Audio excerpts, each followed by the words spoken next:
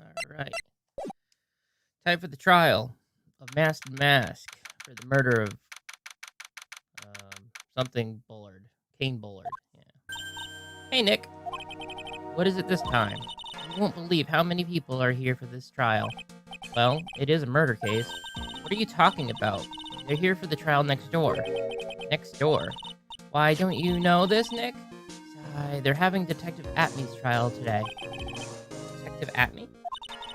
He said they're going to try him as the MaskDemask. Already? That was fast. Boy, I'd love to see MaskDemask's trial.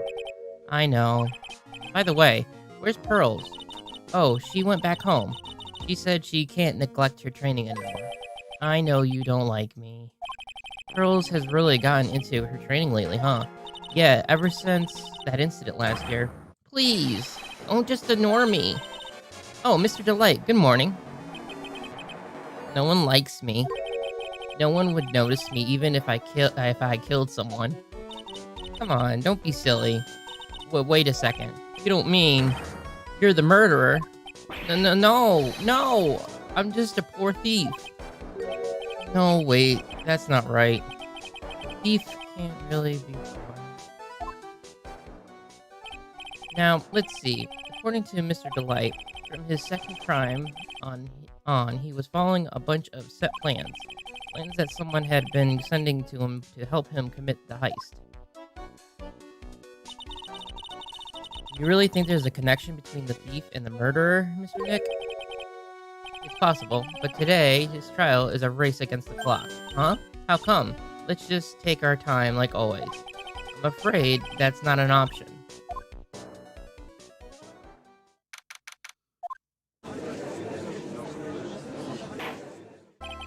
Court is now in session for the trial of Mr. Ron Delight. The defense is ready, Your Honor. You're ready? For preparations is the last refuge of the week. Okay, settle down, everyone. Let's begin with your opening statement, Mr. Got it. He's got the judge in the palm of his hand, yet again. Ron Delight is simply too young to be sent to war, that's all. I'm afraid I have no idea what that means, Mr. Goddett. Huh. And you need to get out more, Your Honor. Life is a war, but that is exactly why you must be more precise in your wording. That's all my statement means. You understand now, right? Yes. Well then, let me briefly summarize the details of this case. Wow, the judge is taking charge like he knows what is going on for a change. The victim is Kane Bullard, CEO of KB Security. The body was found in a safe at approximately 9 a.m. on the morning of the 13th. However, the time of death was estimated as 1 a.m. of the previous day. And that's when our little lost kitten dropped the ball. That little lost kitten is, of course, the defendant. Very well, Mr. Goddett, please call your first witness. I never drink more than 17 cups of coffee during any given trial. But the first one is always the best. Mr. Goddett, your witness? Okay then. Let's hear what the defendant, Mr. Ron Delight, has to say for himself. The defendant? Well, Mr. Wright, does the defense have any objections? It may be a bit of a disadvantage having the defendant testify, but I remember when Mia was defending me. She allowed me to testify so she could do a cross-examination. She put a lot of trust in me back then. We have no objections, Your Honor. The defense will allow Mr. Delight to testify. Huh. You've got guts, right? Alright then, Mr. Ron Delight, please take the stand.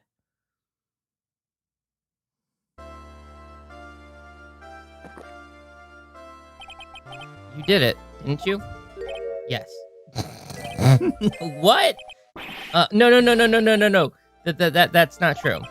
For a moment there, I thought we'd set the record for shortest trial ever.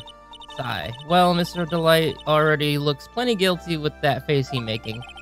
And once he's opened his big mouth, he'll probably put the last nail in his own coffin. Very well. Now then, can you tell me something? If you didn't kill Bullard, why did you go to KB Security? Well, that's kind of hard to say. Boy, I wish I... Now then, Let's hear some testimony about what happened.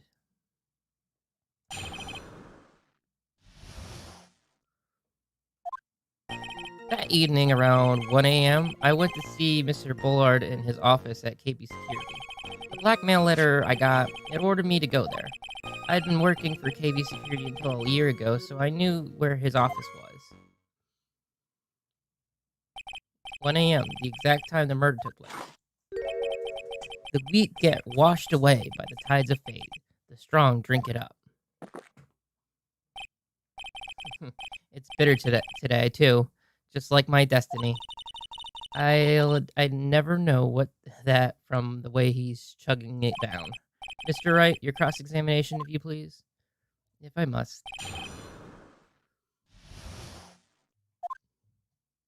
That evening around 1 a.m., I went to see Mr. Bullard in his office at KB. 1 a.m., huh? You're absolutely sure about that? Yes. That's what my watch said when I was first entering the CEO's office. No. Actually, I'm not really sure. My watch was slow and my internal clock was at all. 1 a.m.? That's the exact time the victim, Mr. Bullard, was murdered, correct? It's too late for a coffee date, that's for sure. The blackmail letter I got, it ordered me to go there. It ordered you to go there? It was the first time I had gotten a blackmail letter that ordered me to go somewhere. Does that mean you've gotten other blackmail letters then? Oh, of course. They'd say, why don't you save those for later, Mr. Delight? Please don't say any more. Now, what should I do? So what did the blackmail letter in question say? It said to bring $50,000. Money, eh? A perfect motive for committing murder. Oh, but wait, what? Wait! I'd never intend to pay that money anyways. Oh, is that right? After all, he had nothing to hold over my head. I had nothing to be afraid of. An important point indeed. Witness, let's have that added to your testimony. Yes, sir. A muddy mudskipper in outer space has a better chance of surviving than I do.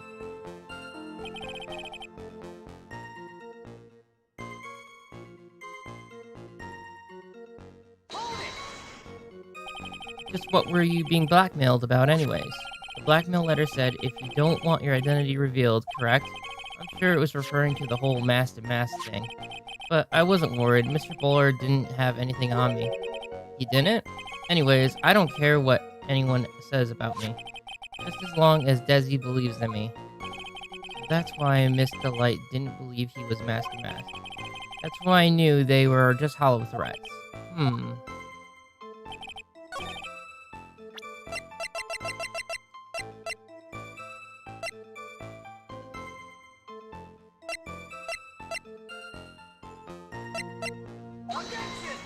That was just a guess.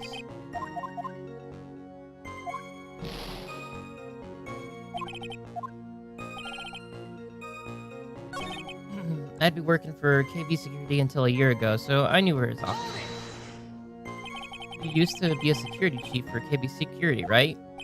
Yes, that's right. Security chief, and yet, a year ago, you were fired without notice. Revenge for an old grudge? A perfect motive for murder, wouldn't you say? This isn't good. Maybe I should change the subject.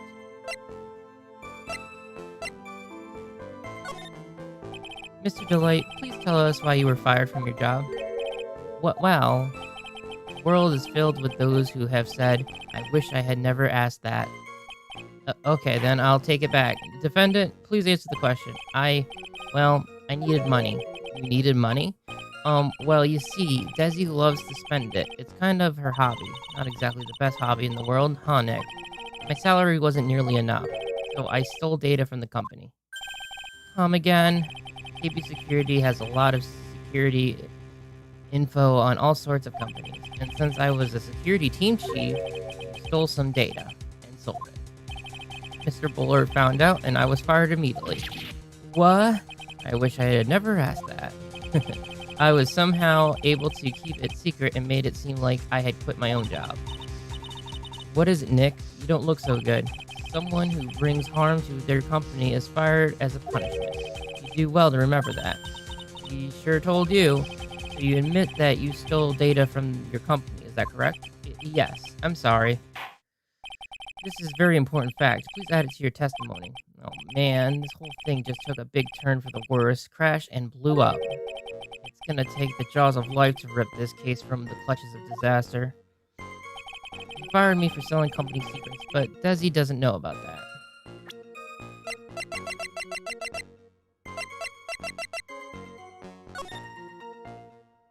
That's not gonna be anything.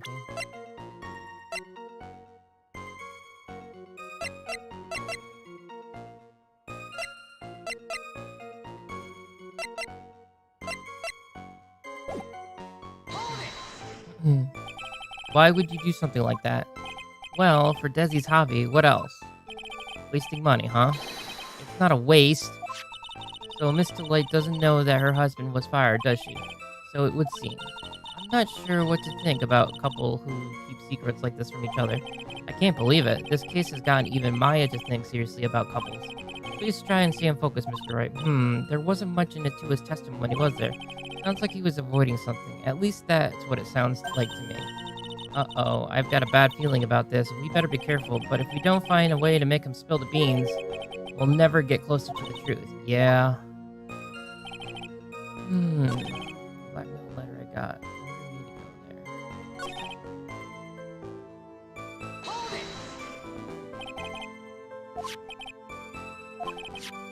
Objection! Yep, there we go. Tisk, tisk, tisk. I'm afraid that reason isn't going to hold up anymore. What do you mean? The victim had no proof the defendant was MaskDemask, but you were the one who stole company secrets only 1 year later. But that was all over with once I was fired. But it is true that the fact I stole the secrets was kept under the wraps. Even so, there was no reason for me to pay up now a whole year later. Is that really true? What is it, Nick? The fact that Ron was stealing company data. I wonder if he would have had a problem if that ever became public knowledge. Not especially. I don't think so. He's MaskDemask. What does it bother him for? Nah, I guess not. But didn't you just say he might? Always avoid unpleasant or inconvenient facts. That's one of my rules. Don't try and get out of this by acting cool. Like, okay, maybe I do have a problem with it. Objection! Let me think about this for a second. Why would he have a problem? Oh, because of Desiree. That's so dumb. Mr. Delight, I believe you would have been in considerable trouble if your identity as a company data thief was made public. Mr. Wright, what are you trying to do by bullying your own client? Men are like colonies of bacteria. The more heat you apply, the faster they grow. That's exactly right. Well then, feel free to keep up the heat, my little lawyer amigo. Little lawyer amigo. Yes, now, come on, provide some evidence to back up your assertion. Why would Mr. Delight want to keep this data stealing secret from going public?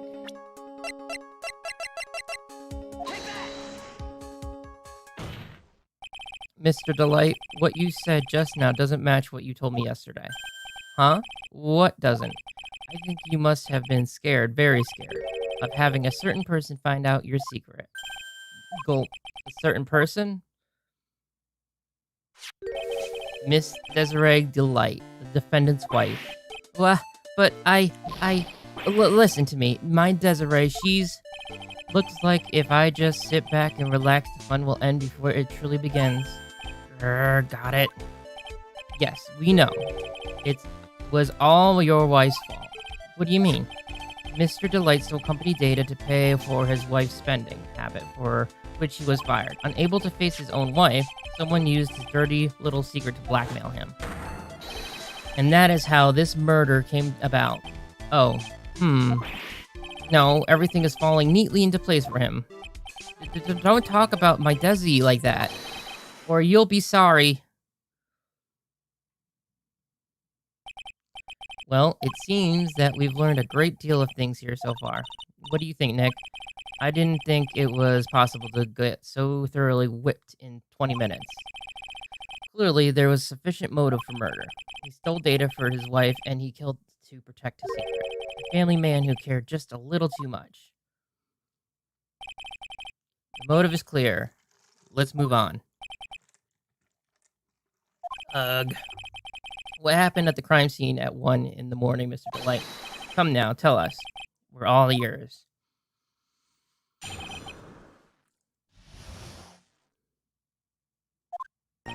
When I entered the office, there was a suspicious shadow there. Suddenly, I was hit on the forehead. After that, I remember being a bit dazed. If I hadn't been wearing that, I wouldn't have been killed. I would have been killed. When I came to, Mr. Ballard was lying there dead. I see. Suddenly hit on the forehead, huh?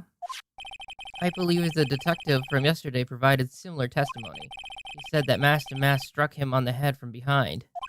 Of course, since Adam at me turned out to be the culprit himself, that was all a lie. Heh. No one's going to believe a pathetic lie like that. What are you saying? I was really attacked. We'll find out if what you say is true or not during the cross-examination. Got that, Mr. Wright? Don't go easy just because he's your client. If I see any signs that you are, I'll treat you to another cup of my special blend. You don't need to worry about that, Mr. Goddett. I have faith in Ron. I know he didn't do it.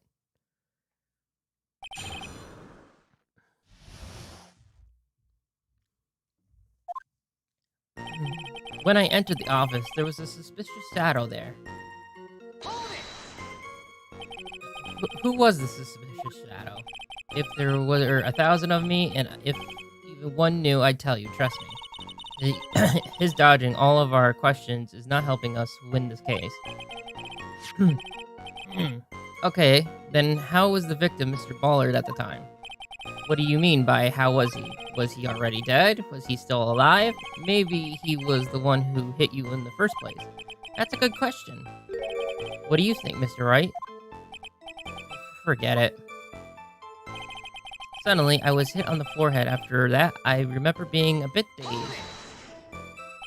Your forehead? Yes. I was hit on the forehead as soon as I entered the room. It was an amazingly fast and powerful attack. Do you remember anything about who hit you? Well, like I said, it was fast and a powerful hit. So I think I was a little dazed for a while.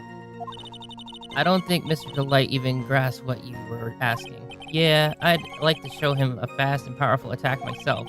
Maybe that would knock some sense back into him.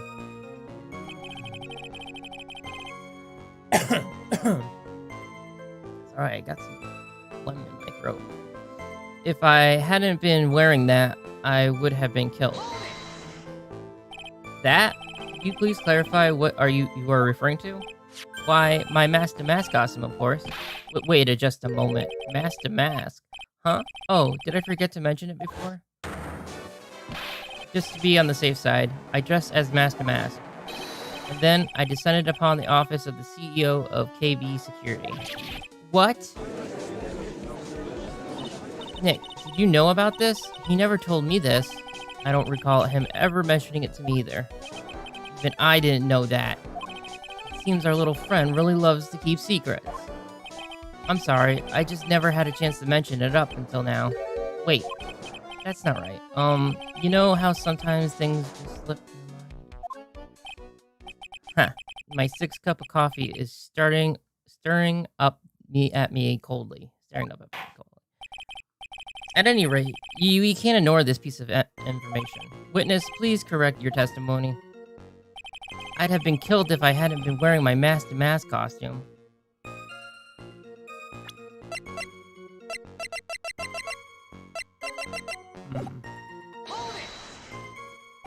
Why were you dressed up as MaskDemask?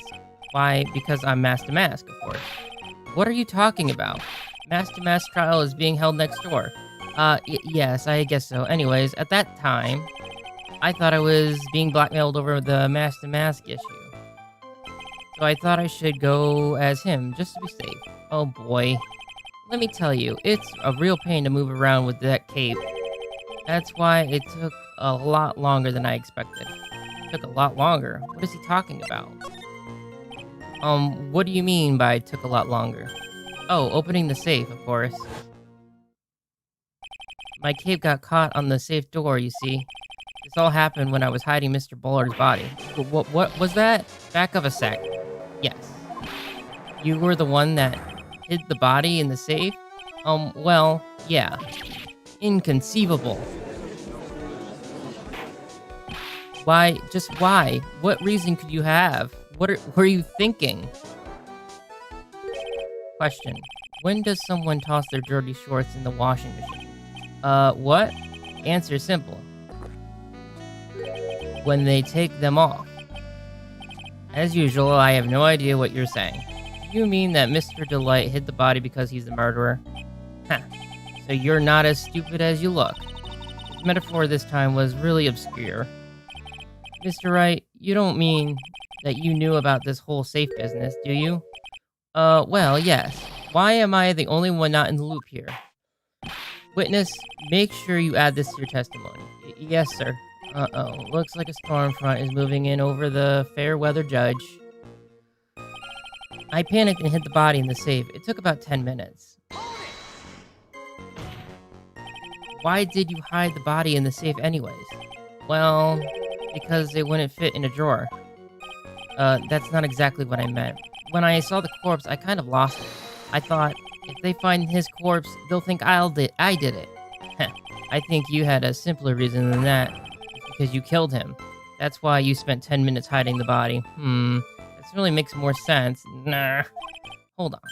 10 minutes? What is it, Nick? I just had a thought. Under those circumstances, would you normally try to hide the body? And spend 10 whole minutes to do that? Under those circumstances? What circumstance? Oh, hey, Nick. If you think his behavior was strange, why don't you present some evidence that would show just what those circumstances were? That's it. I'll take a look at the court record and present some evidence. We heard this from Mr. Delight yesterday, didn't we? There's not much in this testimony either. I bet you he's still hiding something. I wouldn't be surprised. We'll just have to draw it out of him. I just hope he doesn't make things any more complicated.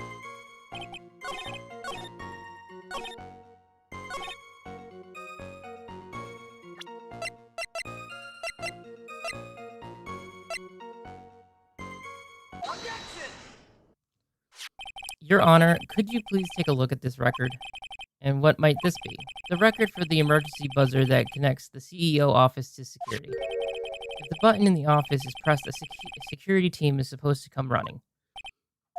And according to this record, the buzzer was pushed once at 1:02. What? If Mr. Ron Delight truly was the murderer, he would have ran as soon as that buzzer sounded. After all, a security guard would have been heading this way. Let's remember who we're dealing with here.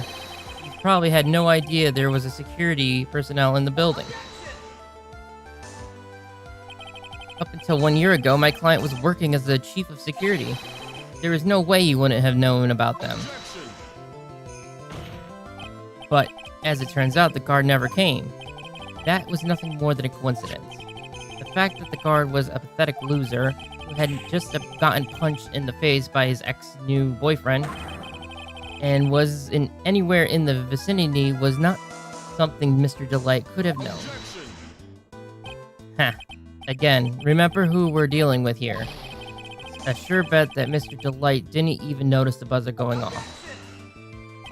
This buzzer is extremely loud. There is no way he couldn't have ignored something like that. If he had been conscious, that is. Conscious? What do you mean by that? Ugh.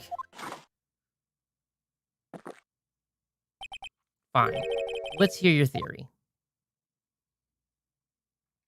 Recall the defendant's testimony. The moment he entered the victim's office, someone attacked him. Mr. Delight said he felt dazed. I'm willing to wager that he was knocked unconscious for at least a few minutes. Unconscious? So he fainted. That's why Mr. Delight didn't know that the buzzer had sounded. And that's why he thought he had time to hide the body. So what you're trying to say, Mr. Delight was knocked out and then the buzzer went off soon after. Now, unless my client was able to hit the buzzer while he was unconscious, It can only mean that there was another person in that room. That's right, whoever it was that knocked out Mr. Delight and then pressed the button. Order in the court. Mr. Wright, this is preposterous. It was this kid. Ron Delight is the one who killed Kane Bullard. Then who pressed the buzzer? It was the victim, of course. He pressed the buzzer when the defendant attacked him. He didn't die right away. He must have held on long enough to push that button. So Kane Bullard sounded the buzzer himself? What is your opinion on this, Mr. Wright? I need to prove the real criminal was there at the scene, but how? Can I prove that it wasn't Kane Bullard who sounded the buzzer? I mean, I don't know. Let me check.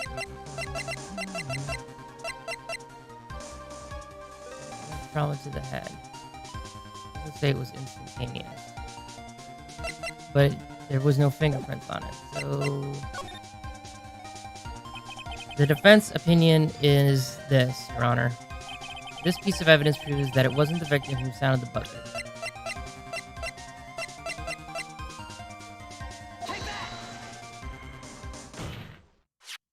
I believe this is the piece of incontrovertible evidence you were looking for. The emergency buzzer? Is there some kind of clue on it? Absolutely not. Hey, come on now. At least you give some thought to what you say before opening your mouth.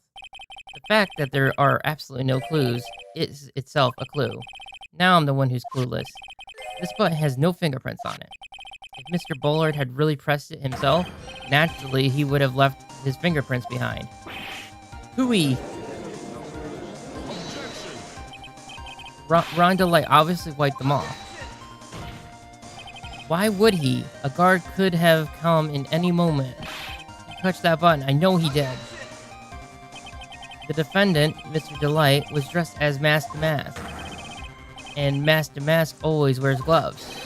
What reason could he possibly have had to wipe the button free of fingerprints? Order. Would seem I've been forced to eat crow. I wonder what blend number crow flavored coffee is.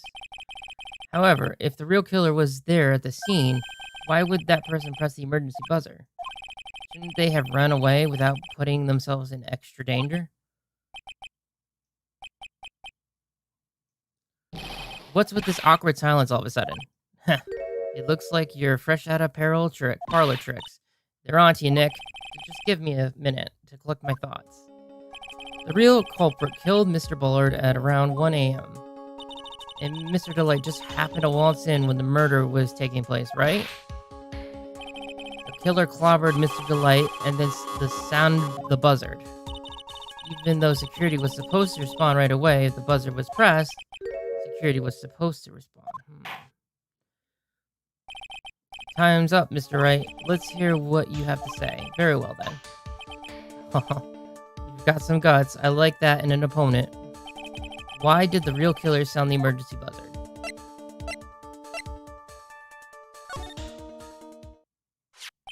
The killer knew that if they pressed that button, a guard would come running. And that was exactly what they wanted. Do you mean to say that the killer called the guards on purpose? Yes. Although, as it turned out, he never showed up. Because he was getting his clock cleaned at the time. Heh. What a touching story. You're saying the killer had a change of heart and called the guards to turn himself in? No, I'm not. When the buzzer sounded, there were 3 people in the office. Victim, Kane Bullard, who was already dead. The defendant, Ron Delight, who was out cold. And the third person, the real killer. Hypothetically, yes. Now then.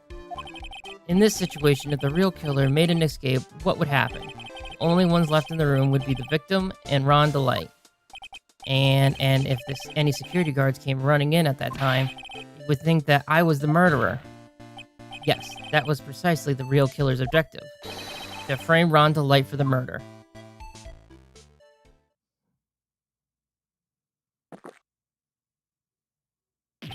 Pooey! Order, order, order. Huh. It would seem I've been made to eat my words once again. Actually, you've been made to do a spit take with a cup of coffee. Mr. Wright, who was it? Who was it that tried to frame me? Wait a second. I'm the one and only MaskDemask, so... Nick, you mean the real killer is... We're going to drag that person in here right now. But who is it? I don't have any solid proof yet, but think about it. The killer knew Mr. Delight's identity, and they also knew that he had been called to KB security that night. So the killer used him to execute a well-crafted plan to murder Kane Bullard. Now then, let's hear your assertion, Mr. Wright. Who was it that framed Mr. Delight for the murder of Kane Bullard?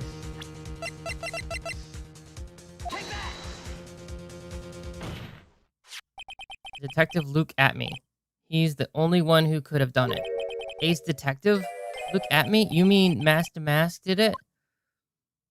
Your Honor, the person being tried in the court next to us is not MaskDemask at all. He is, in actuality, the true murderer of Kane Bullard. Order, order. Mr. Wright, explain yourself. Theft and murder. Which is more serious crime? You're not even close. Murder is the more serious crime, of course. It's a capital crime subjected to capital punishment. Please remember the trial from yesterday, if you will. When Luke Atme confessed, there was a huge commotion in the courtroom.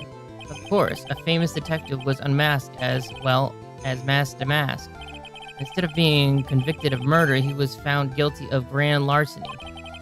That was his true objective all along, to be found guilty. MaskDemask had the perfect alibi for when the murder took place. He was stealing the urn at Lordly Taylor. In other words, being found guilty as MaskDemask was Luke's Atme airtight, watertight, and unassailable alibi.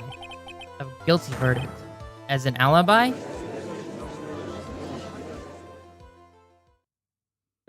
You know, it's almost time. For what? For Luke Atme verdict. It was a pretty simple trial after all. If we're going to stop this trial and stall that one, we need to do it now. Of course, that's assuming you have proof that the detective was the one who committed the murder. Mr. Luke Atme's trial has indeed attracted the attention of the entire country. If we were to intrude and fail to provide adequate proof of his true crime, Mr. Delight would be left with no grounds for appeal. Am I really sure about this? Ha. A bet only good when your life's the anti.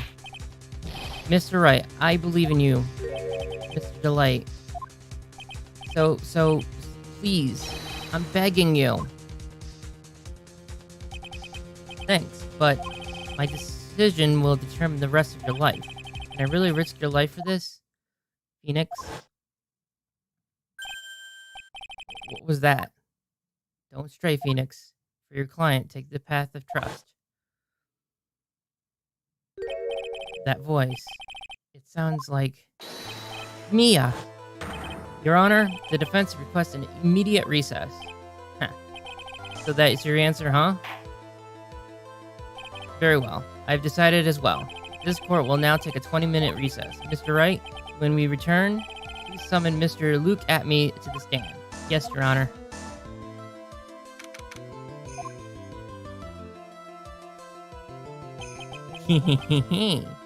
Well, Sir Detective Atme. I have to say, Mr. Payne, you performed splendidly. Oh no, Sir Detective Atme. You were the one who... That's enough. This court sees no reason to further prolong this trial. This court finds the defendant Luke Atme. Wait, don't hand down your verdict yet, please.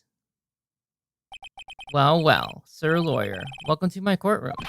Who's this hoser, eh? My name is Phoenix Wright, attorney at law, and I wish to file an association against this man, Luke Atme. Accusation. You accuse MaskDemask That man is not MaskDemask. He's just a ruthless murderer. What?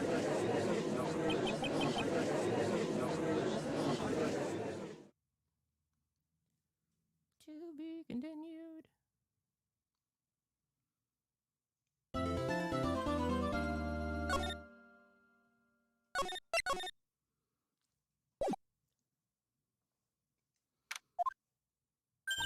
My sis? I could have sworn I heard Mia's voice. So then she's still alive? Inside your heart? Nicky boy. Oh, Miss Delight. Is it true that Detective is the real killer? To be honest, we don't have any definitive proof. But he's the only one who could have done it. But wasn't he at Lordly Taylor that night? Not to mention, we don't exactly know his motive. I mean, why would Detective Atme want to kill Kane Bullard? Oops, it's almost time. Better get back to the courtroom. I need to find some solid proof. And it's gotta happen sooner rather than later.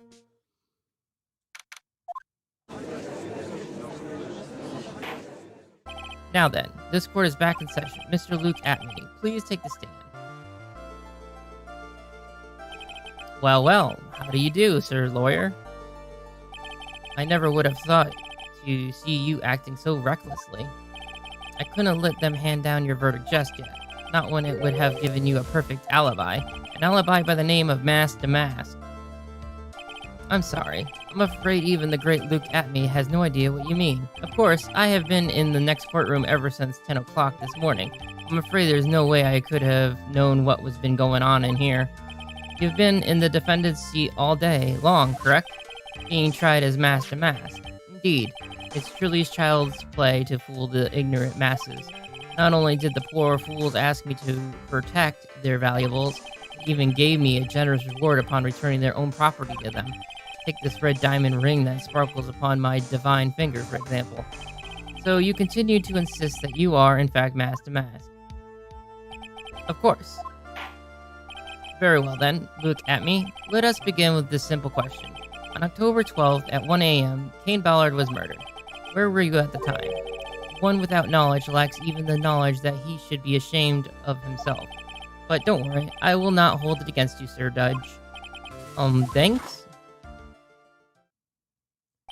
Alright, Mr. Atme, the night of the murder, speak. We're all ears. As you wish, Sir Prosecutor.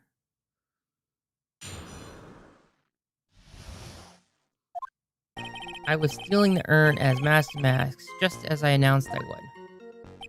I had more than enough time to prepare. It was a pathetically easy job. A photograph contained no words, but in this case, one turned out to be my witness. The time at which the camera captured MaskDemask was the same time as the murder. It seems the main point of discussion will be this photo of the crime scene.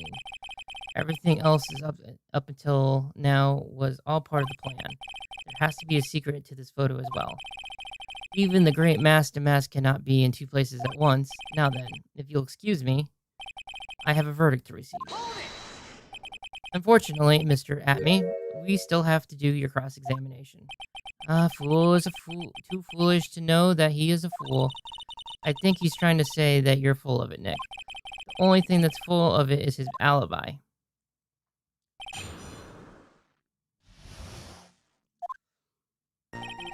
Stealing the urn as MaskDemask, just as I said. So this photograph is the proof, correct? Indeed, it is. And the man in the photo is certainly wearing a mask. That is why I'm called MaskDemask. But conveniently, that also means that there is no way to tell who this really is. What do you mean? Huh. Are you saying that this is not, in fact, Luke Atme? That it could be an accomplice dressed up as MaskDemask to create an alibi? Oh, what an interesting idea. Are you saying that I, Lone Wolf Luke, had an accomplice?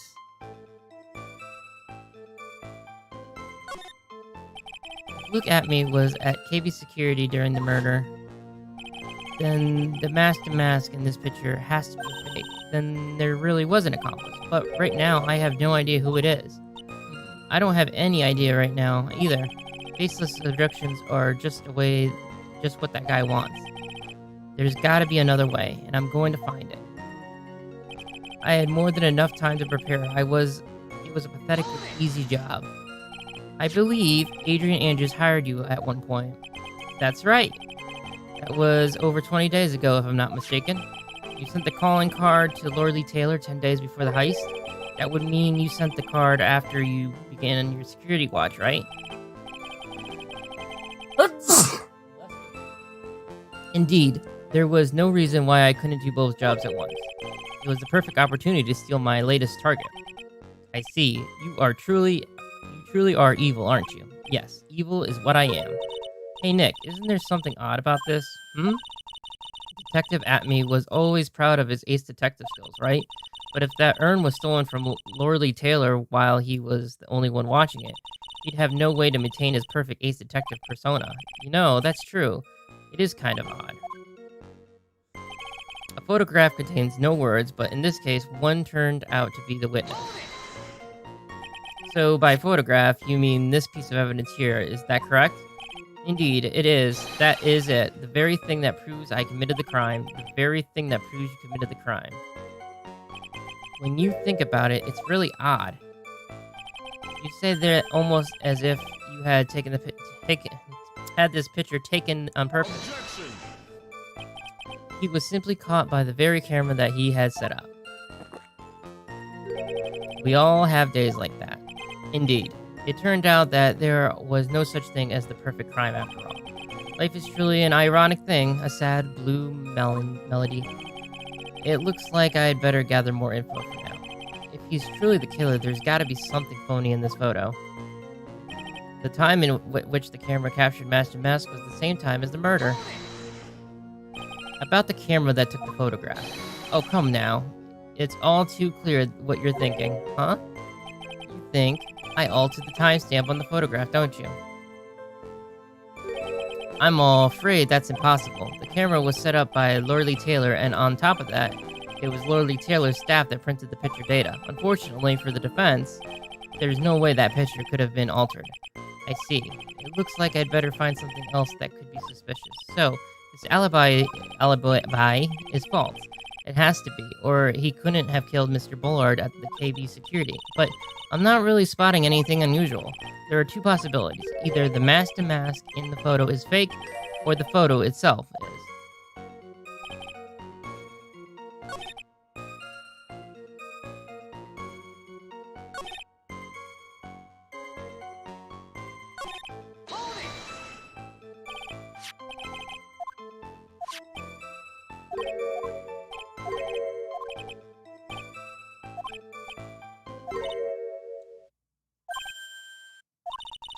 Detective Atme is ace detective, but if the owner was stolen...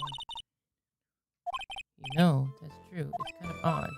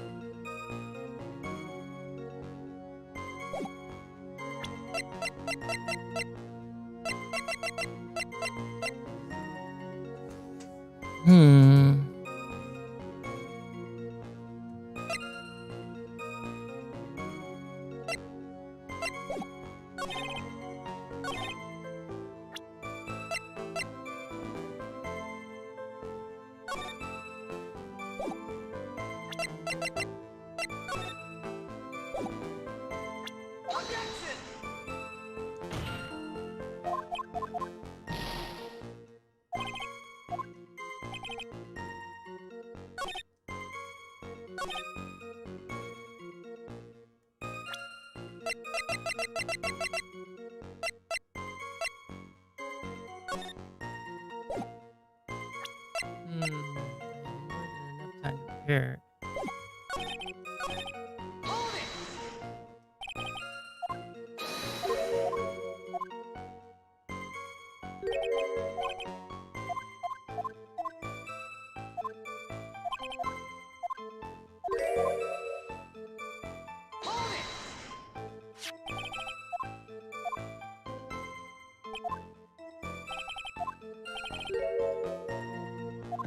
Objection!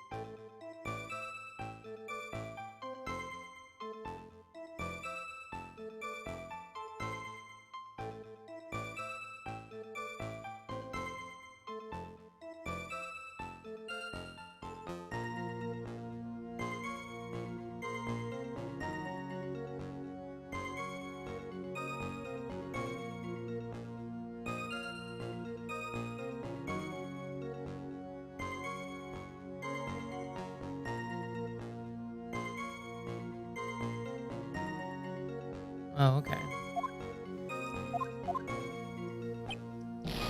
Whatever, Mr. Judge. I'm stupid.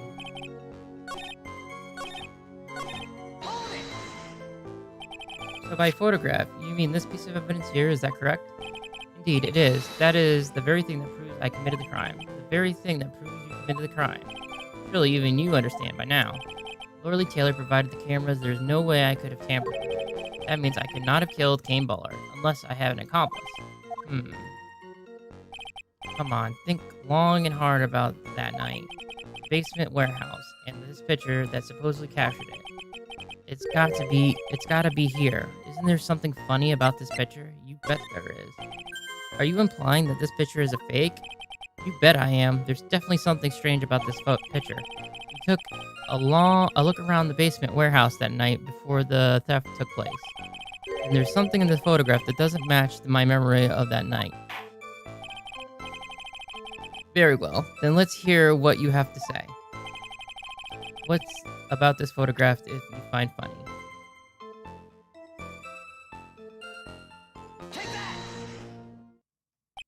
The funny part is right here. Why this? This is a blood stain. Blood. Now this case is getting interesting. Not exactly. The stain is actually pink paint. Oh, just paint? And a peach color of that? From blood to peaches. The judge sure loves going on his wild tangents. The problem with the photograph is not the paint. The problem is when you consider the layout of the basement warehouse, it turns out that something that should be there is nowhere to be seen. Well, Mr. Wright, what is supposed to be in this picture instead of the paint stain? The supervisor of the treasure exhibit stated the following. Well, there's a good reason for that. On the day of the crime around noon, that golden statue just happened to arrive from the mountain training hall. I realized that the statue would be a perfect size to covering up the paint stain. That's why I put it where you first saw it. I myself was there the night of the theft took place and saw the statue in that spot. If this picture was truly taken on that night, then that statue should have been there. Objection. But when I went there the day after the theft, that statue was the old bag was sitting in the corner. Perhaps it was somehow pushed there accidentally. Your Honor, this statue is slightly larger than yourself and quite heavy. It would take more than an accidental push to move it that distance. In that case, can you prove it? Can you give us the rhyme and reason to why that statue was moved that night? Can you do it, Nick? Never mind who moved it. The real question is, why did they move it? Well, Mr. Wright, I hope you are prepared with your answer. Now then, who was the one that moved the golden statue on the night of the crime?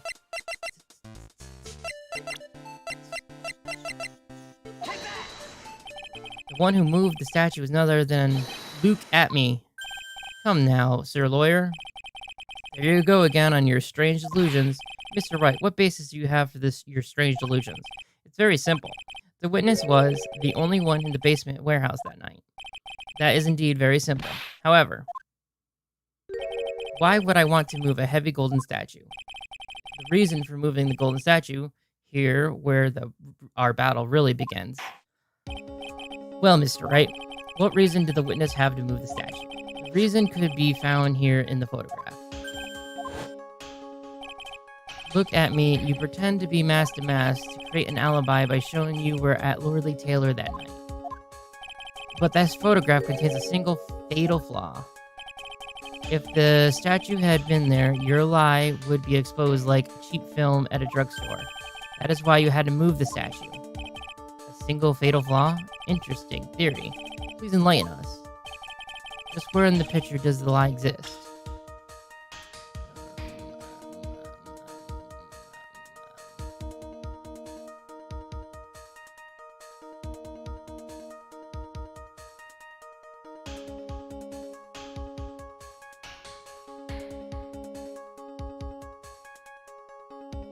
I guess the timestamp, but I guess I understand now. But...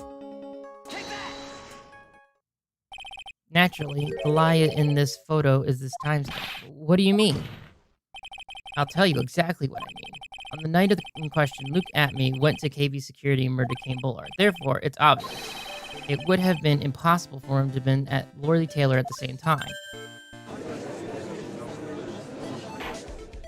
But what does this have to do with the statue being moved? Remember, if you will, Your Honor, when was this statue placed beside the warehouse door? Well, the statue was taken down to the warehouse on the day of the crime, and it was placed there in order to cover up the paint. Exactly. Luke Atme had already decided on the time when he was going to kill the victim, and so, in order to create an alibi for that time, he took this picture days before the murder took place. What's the... Of course, the statue hadn't been yet brought down to the basement warehouse yet.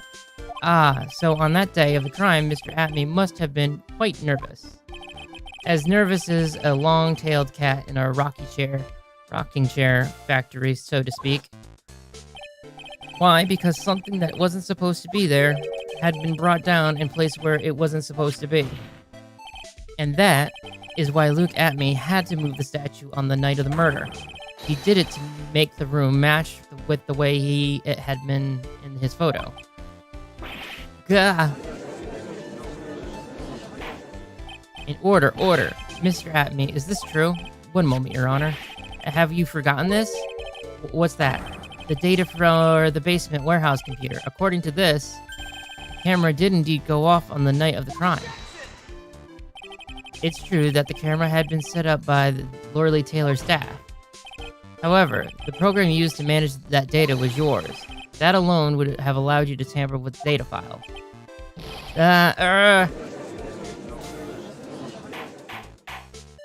Order. Mr. Got It. What is the meaning of this?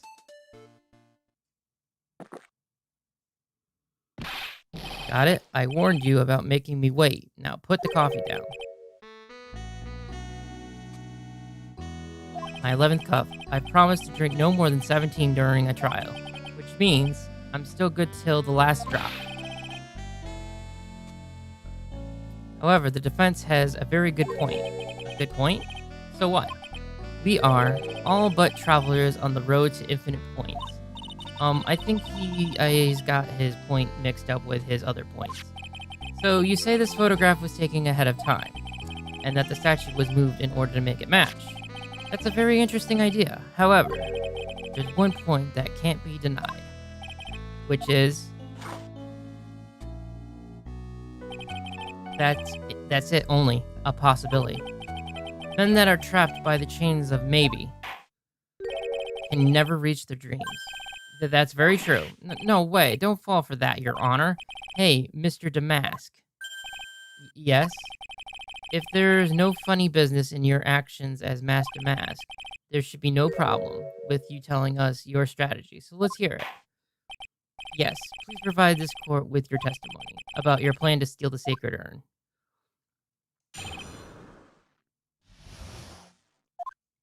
I first received the request from Lordly Taylor about 20 days ago. The urn was placed in a box in Zavari. It was then sent to the warehouse. Hence, I was actually unable to see the urn for myself until the day of the crime. I knew it was an extremely valuable treasure, so I sent my card 10 days beforehand. I then handled security by myself to ensure that my crime would go smoothly. At last, I held the urn in my hands for the first time at 1 a.m. on October 12th. That's pretty much all stuff we've heard before, isn't it? Yeah, but we will find the truth hidden in the nuggets of new information he gave. Witness, you're sure there's no mistake in this time? Zavari. Very well then. Mr. Wright, you may begin your cross-examination. Okay, I will.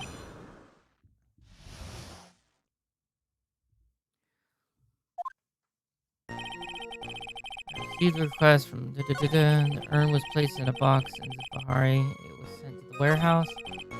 I was actually unable to see the urn for myself until the day of the crime. I knew it was extremely valuable treasure. Well, that's false right there.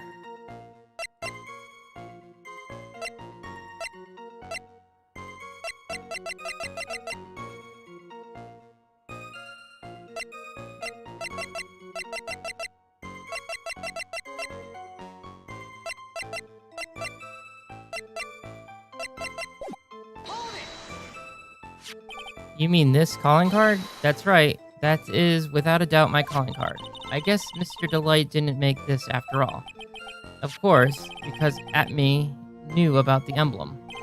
Making this card authentic would have been child's play for him.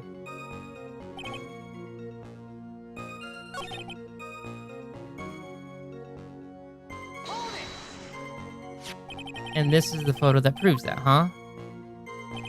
Indeed, to be honest, even if a photo was taken, I didn't think it would matter terribly much. Hey, Nick, if this photo is a fake, Detective Atme must have stolen the urn whenever this was taken. That's true. You know, he's been saying that he never saw the urn until that night. If we could prove that he's lying, then we can wrap this up and put a bow on it. I need to take a look at the court records. Not a lot to go on, is there? The detective's been covering his tracks. There's only one thing we need to prove in this cross-examination. That he took this photo well before the actual night of the crime.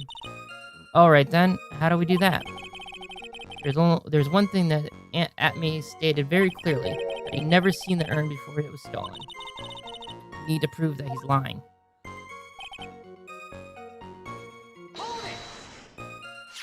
You were asked to guard the urn by Miss Adrian Andrews, is that right? Indeed, it seemed that they had heard of my Zavarkaling reputation. I see Miss Andrews is still attracting the weirdos. You better watch out too, Maya. The urn was placed in a box and it was sent to the warehouse. You mean this box? Yes, that pathetic box. Lady Andrews was especially taken with that urn. And she wouldn't let anyone enter the room, not even me. Huh, interesting. New tidbit. Hence, I was actually unable to see the urn for myself until the day of the crime. So, you're sure that you had never seen the urn before? Indeed. You may ask Lady Andrews to confirm it for yourself. My security was focused entirely on the entrance to the warehouse.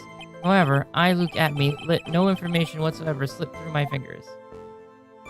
I knew it was extremely valuable treasure. We already did that. I then handled the security to ensure that my crime would go smoothly. Then no one entered the basement warehouse. Unfortunately, there were many different treasures being taken there. Thus, for a period of approximately 5 days, people were indeed going in and out of the warehouse. At last I held the urn in my hands for the first time. And this is the photo that, yeah, okay.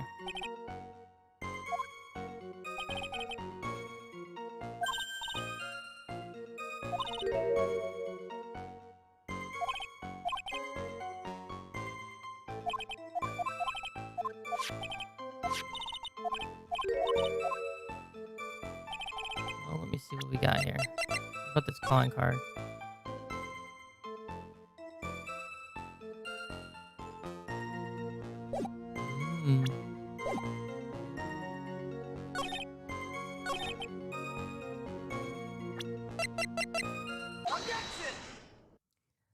Mr. Atme, if you really are MaskDemask, then you also wrote this calling card, correct? But of course. Is there a problem with that calling card? Allow me to read a passage from the calling card that MaskDemask had written. Take good care of the speckled urn. Now, the speckled here surely refers to the pink pattern on the sacred urn. Yes, that is true, but so what? Truth be told, there is no way that MaskDemask could have known about this pattern. What do you mean? This pink spotted pattern on the urn is actually nothing more than paint stains. Paint stains, and these stains did not appear until after the urn had been taken to Lordly Taylor. Huh. I'm not finding this joke to be very funny, Mr. Trite. The day that the sacred urn was taken to the warehouse, the urn was broken due to human error, or should I say the error-prone human. And that's when the pink paint got on the urn. You can't be serious. And yet, this calling card clearly mentioned the paint pattern. Which means Detective Atme had seen this urn long before the crime even took place. In fact, he saw it when this fake photo was taken. Phew. And because this photo is fake, your alibi for the night of the murder no longer holds water. Ugh.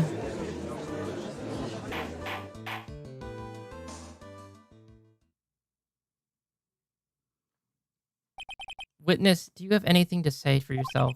Alright, that did it. He's broken. Nick, I think it's still a little early for a victory pose. Ha.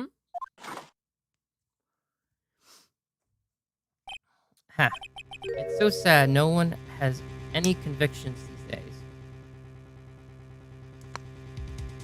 What do you mean, got it? Convictions, you say? Yesterday, we all decided unanimously that this man was MaskDemask, and now we're calling him a murderer. You don't think we're being a tad fickle? That's a good point. No way, don't fall for that too, Your Honor. You say that Look At Me was the one who killed Kane Bullard. Then let me ask you this. Why would he do that? Excellent point. Motive, Mr. Wright. Motive. Might you my merry murderous motive manifest? Nick, he's getting his second wind. If he prepared an alibi and pinned his crime on Ron Delight, as you say, he must have had a very strong motive for murder. Only one with any motive we've seen is Ron Delight. Isn't that right, Detective? Indeed. According to my own research, the boy motive is clear.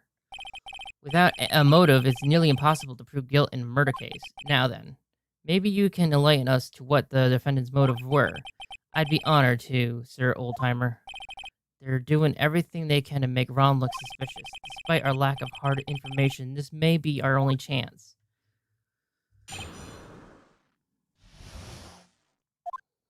I, Luke Atme, had no point of contact with the victim whatsoever. Kane Bullard decided to investigate MaskDemask and simply mistook who he was. It was Mr. Bullard who wrote the blackmail letter and sent it to Ron Delight. And it was again Mr. Bullard who harbored a grudge against Mr. Delight for his betrayal. Mr. Bullard's mistake is quite inexcusable. The defendant truly believes he is MaskDemask. That is why Mr. Delight saw it fit to kill Kane Bullard. Truly a tragedy.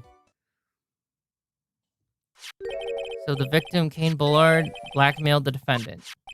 This is the blackmail letter found in the defendant's apartment. A handwritten test confirmed that Mr. Bullard was indeed the one who wrote the letter. What? Very well, Mr. Wright. Begin your cross-examination. I really don't want to. I hate this guy. I, Look At Me, had no point of contact with the victim whatsoever. And who in the world is going to prove that? I will. After doing a thorough background check of Detective Atme and Kane Bullard, we were unable to find any links between them. It's all in the report. Perhaps they were connected through their work. They were both involved in security. Nope. That was blunt. In any case, the only one with a motive was Mr. Delight. Kane Bullard decided to investigate MaskDemask and simply mistook who he was.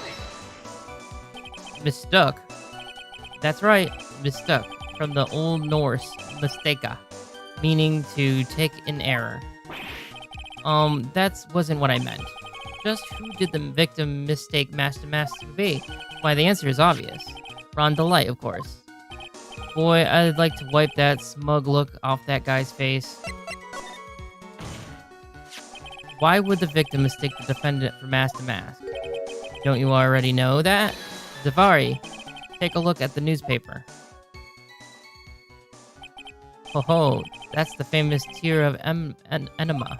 A magnificent jewel. The photo shows a magnificent detective as well, does it not? Furthermore, it also shows an ugly guard, namely the defendant. That's the defendant? The victim clearly misread the article in Zavari. He got the wrong impression. The impression that this ugly security guard was in fact MaskDemask. I see.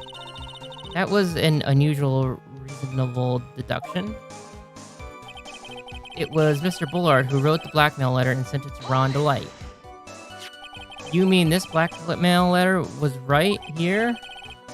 Yeah, right here. It says bring 50,000, and the handwriting is without a doubt the victim's. There is no mistake. We have an official report to prove it. But I don't see an address on this letter anywhere. An address. This letter was discovered in Ron Delight's apartment, and Mr. Delight did show up at the designated place and time. The fact that there is no address is irrelevant. I wonder, what's up, Nick? I just had a thought. What if that blackmail letter wasn't meant for Mr. Delight? Whoa, do you have any evidence of that? For some reason, I just can't shake the feeling that there's something not quite right about this blackmail letter. Well, everyone, are you quite satisfied? And it was again Mr. Bullard who humbled the grudge against Mr. Delight for his betrayal. What do you mean by that? Oh my, I was certain you were already aware. Zavari. KB Security has a lot of secret info on all sorts of companies, and since I was a security team chief, I stole data from the company. Kane Bullard had yet to forgive young Mr. Delight, which is why he sent that letter upon mistakenly believing he was the thief. Here is a file that we discovered in Mr. Bullard's office. Evidence that Mr. Bullard was receiving money through blackmail. However, isn't this a bit odd? Why did the defendant pay Mr. Bullard the money, even though he wasn't actually MaskDemask? At that point, there was an unfortunate bit of chance. Mr. Bullard's mistake is quite excusable. The defendant truly believed he is MaskDemask. Do you really think that story is going to hold up? That assertion is not merely my own, I'm afraid. What do you mean? I have here a memo from Ron Delight's wife, Desiree Delight. Ronnie thinks he's MaskDemask. Don't you feel sorry for him? Please don't think too badly of him. Well, Mr. Trite? Was he trying to act like Miss Delight just now? I thought he was actually pretty convincing. That is why Mr. Delight saw it fit to kill Kane Bullard through a true tragedy. Now that's just your imagination talking. Come now, sir lawyer. I'm afraid imagination isn't the right word for it. This is a deduction, the results of carefully applied reasoning. Can we hear that careful reasoning for ourselves? It's a long story and better saved for another time. Very well, another time.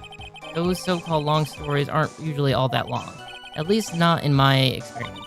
So you're going to try and connect Detective at me to Mr. Bullard, right? Yeah, that's right. Hopefully it won't require a surgery either. In that case, you'll have to talk about the blackmail. That's true. Was that blackmail letter really intended for Ron? Since we don't have enough information, you should press him for more testimony. Maybe I'll be able to shake some contradictions loose. Okay. I'll keep pressing him then.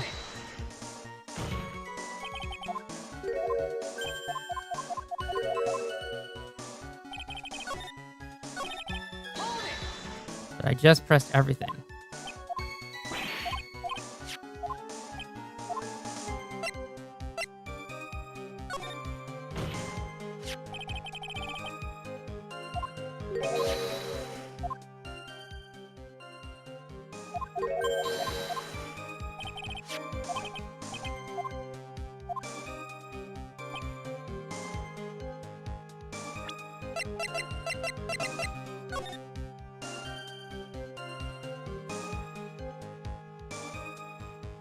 Ah, right there.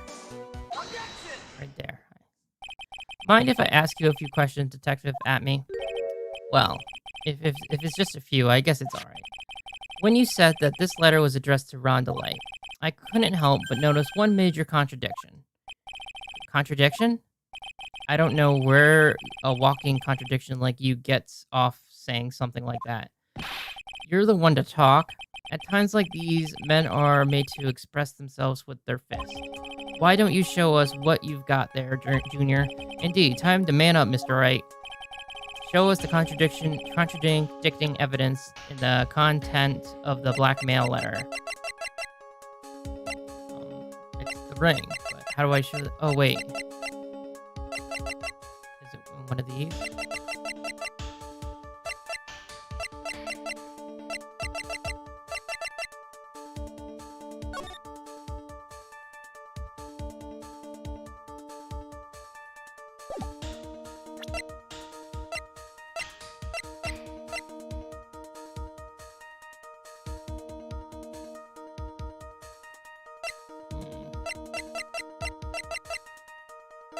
Maybe I have to read it real quick. If you don't, I'll take that red diamond you received the other day instead.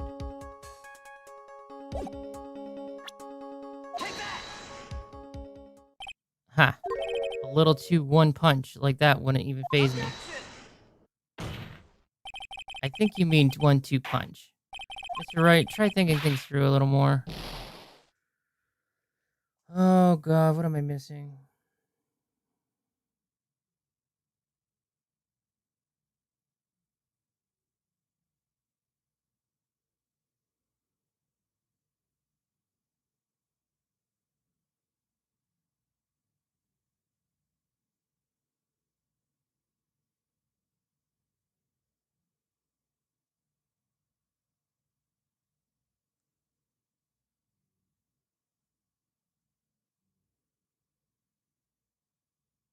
Oh, okay, I guess I get it. No, no, go back.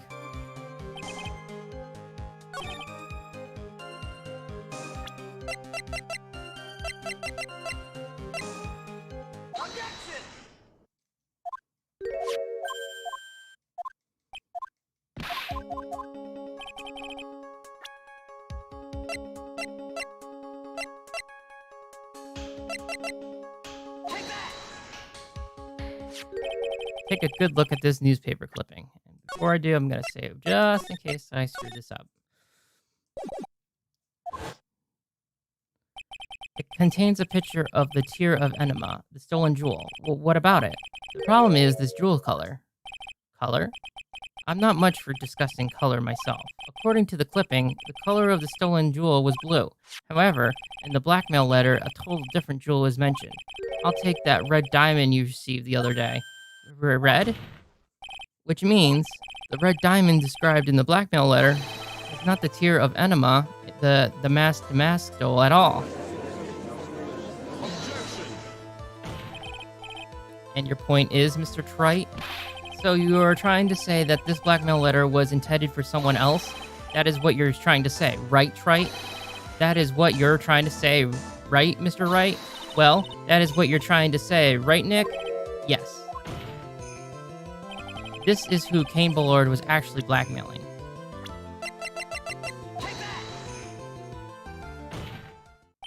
Naturally, it was you, Detective Atme. Did you have some sort of basis for that claim? You have been personally involved in every single MaskDemask case, and in the last case, you recovered what was stolen and received a jewel as your reward. A jewel? Probably the one wrapped conspicuously around your finger. Red diamond ring. That is the diamond referred to in this letter, which means that Kane Bullard wrote that letter in order to blackmail you. Order in the court. Order, I say. It seems you've gone too far with your childish pranks, Mr. Trite. Uh-oh, I don't like the way he said that. Kane Bullard blackmailing Luke Atme. Are you for real? Yes, I am. Nick, come on, stand up to him. Then answer me. This. The blackmail letter contains the following passage. If you don't want your identity revealed to the world, yes, it certainly does. Kane Ballard threatened to make Luke Atme's identity publicly known. An identity he wanted to keep secret. So just what was that identity? Atme killed Kane Ballard because he was afraid of his secret becoming known. What was the identity he wanted to keep secret? This is what it all comes down to, Nick. The identity that Luke Atme wanted to so desperately keep secret was his identity as...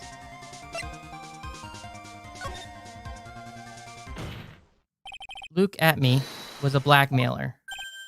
Objection. Hey now, isn't that a little different from what you've been saying? You said that Kane Ballard was the one blackmailing Luke Atme. Are you saying that Luke Atme was blackmailing someone else on top of that? Ugh, you have to admit that does sound a little odd. It's not odd. It's the only thing that makes any sense. Kane Ballard was blackmailing Luke Atme. But Ron Delight was also being blackmailed by a certain someone. So, did you start receiving blackmail letters after that incident? Yes. Just a few days after the Tira Enema heist. After that, I started getting the plans in the mail. I received plans from some very kind person, incredibly detailed plans. Detailed plans, in which case that would mean that Ron Delight was actually MaskDemask. That is what we are claiming. Someone else came up with the plans and had Mr. Delight steal his targets from him. And that someone was none other than Look At Me. Shh, silence.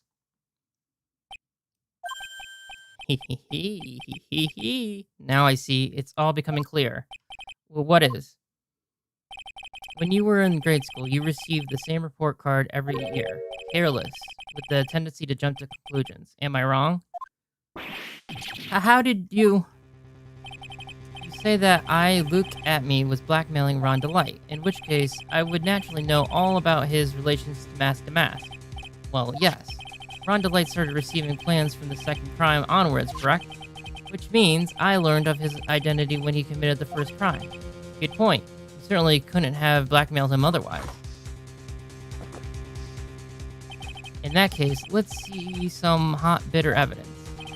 During the first crime, how did Luke Atme know that Ron Delight was MaskDemask?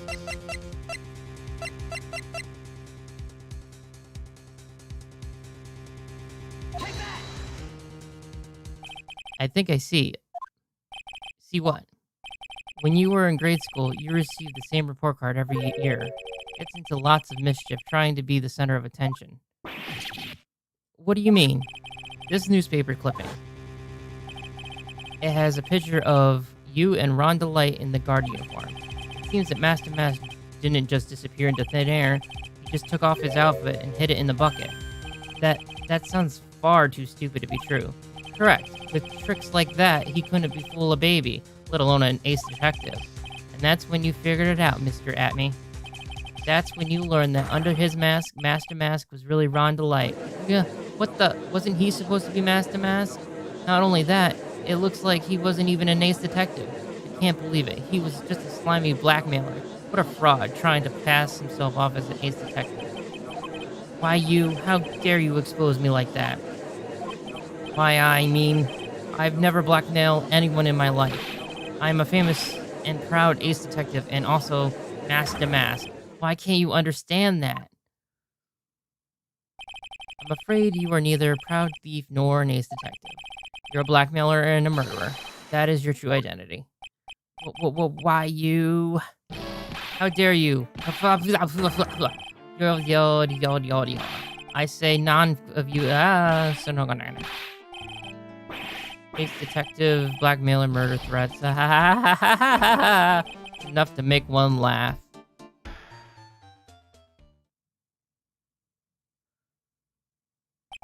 It would seem we finally arrived at the real answer. That was quite a performance by Mr. Atme. Bailiff, please prepare a cell for Mr. Atme. Objection.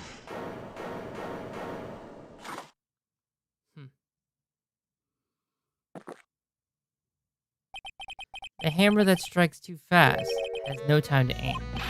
What do you mean? I'm already prepared to deliver my ruling. Allow me to say one thing. I will be the one to judge. You don't get much more in your face than that. It appears that your claws weren't sharp enough, Mr. Trite. What do you... It's true that you have proven a lot of things. Things like Look At Me was a filthy blackmailer, and that he wasn't at Lordly Taylor the night of the murder. That's right. That's why he's the one who killed Mr. Bolt. But there's still one thing you have yet to prove. What's that? Just because he wasn't at the warehouse doesn't mean he was at the murder scene. Therefore, if you can't prove that this pitiful excuse of a man was at KB Security, then I don't see how how a verdict can be delivered. No way. Order in the court. Well, Mr. Wright, this is it. This is the final round. I've got to prove that Atme was at Mr. Bullard's office on that night. But can you really prove that? That's long enough, Mr. Trite. I want to hear your answer. That night, Look At Me was at KB Security, and the defense can prove it with evidence. Are you sure? Huh. Don't you worry. I'll watch over you as you break down and fall into pieces. Very well, then. Let's see the proof. Proof that Look At Me was at KB Security that night.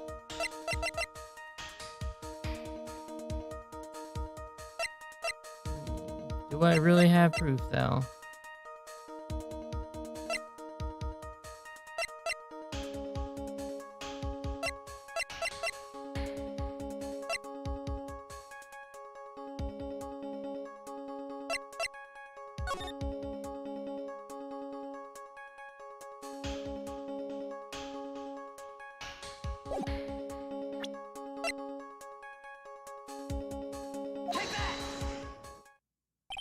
This is the proof. It's true. That is very, very important. However, I'm not sure. Mr. Trite, it's time to learn to flavor life. Oh. Well, Mr. Wright, it's bitter. Very bitter.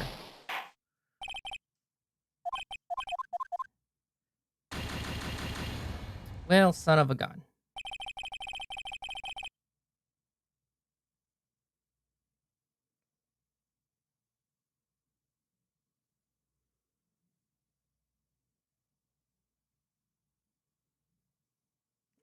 Okay, there's no proof. I'm an idiot.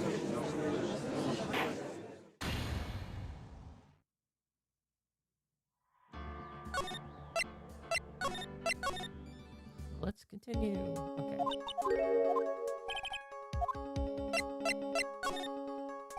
Okay. I can't prove it. Just as I thought. But if we hear more of Detective Atme's testimony... Objection. Unfortunately, that's as far as you go, Mr. Trite. What do you mean? I won't allow for any more testimony. That's what I mean. What? Have you forgotten? Look At Me is here after we interrupted his own trial, and you have failed to prove that he had committed the murder. I think it's time for this witness to return to his own trial and face his guilty verdict as MaskDemask. No!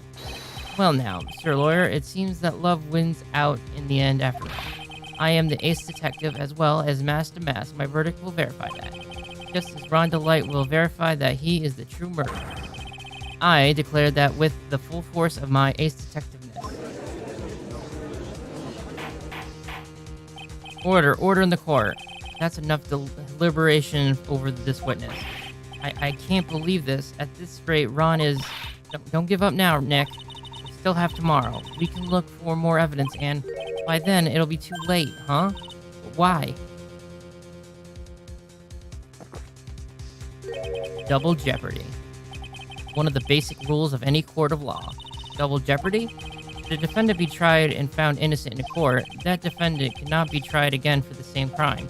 This is the fundamental rule of all courts, and it applies to the witness as much as it applies to anyone else. Mr. Atme will be found guilty in a matter of minutes. Guilty as MaskDemask, which means he will be innocent as far as the murder of Cain Bullard is concerned.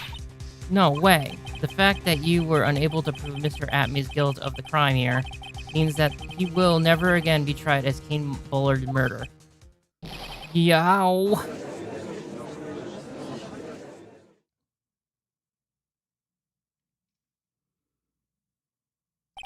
Now there's nothing I can possibly do to win, even if Ron is proclaimed to be innocent. The real killer, Luke at me, will go free. You have cross-examined every statement the witness has made here today, and as long as there is no more testimony, I'm afraid I have to declare that there will be no further questioning of this witness. Are there any objections?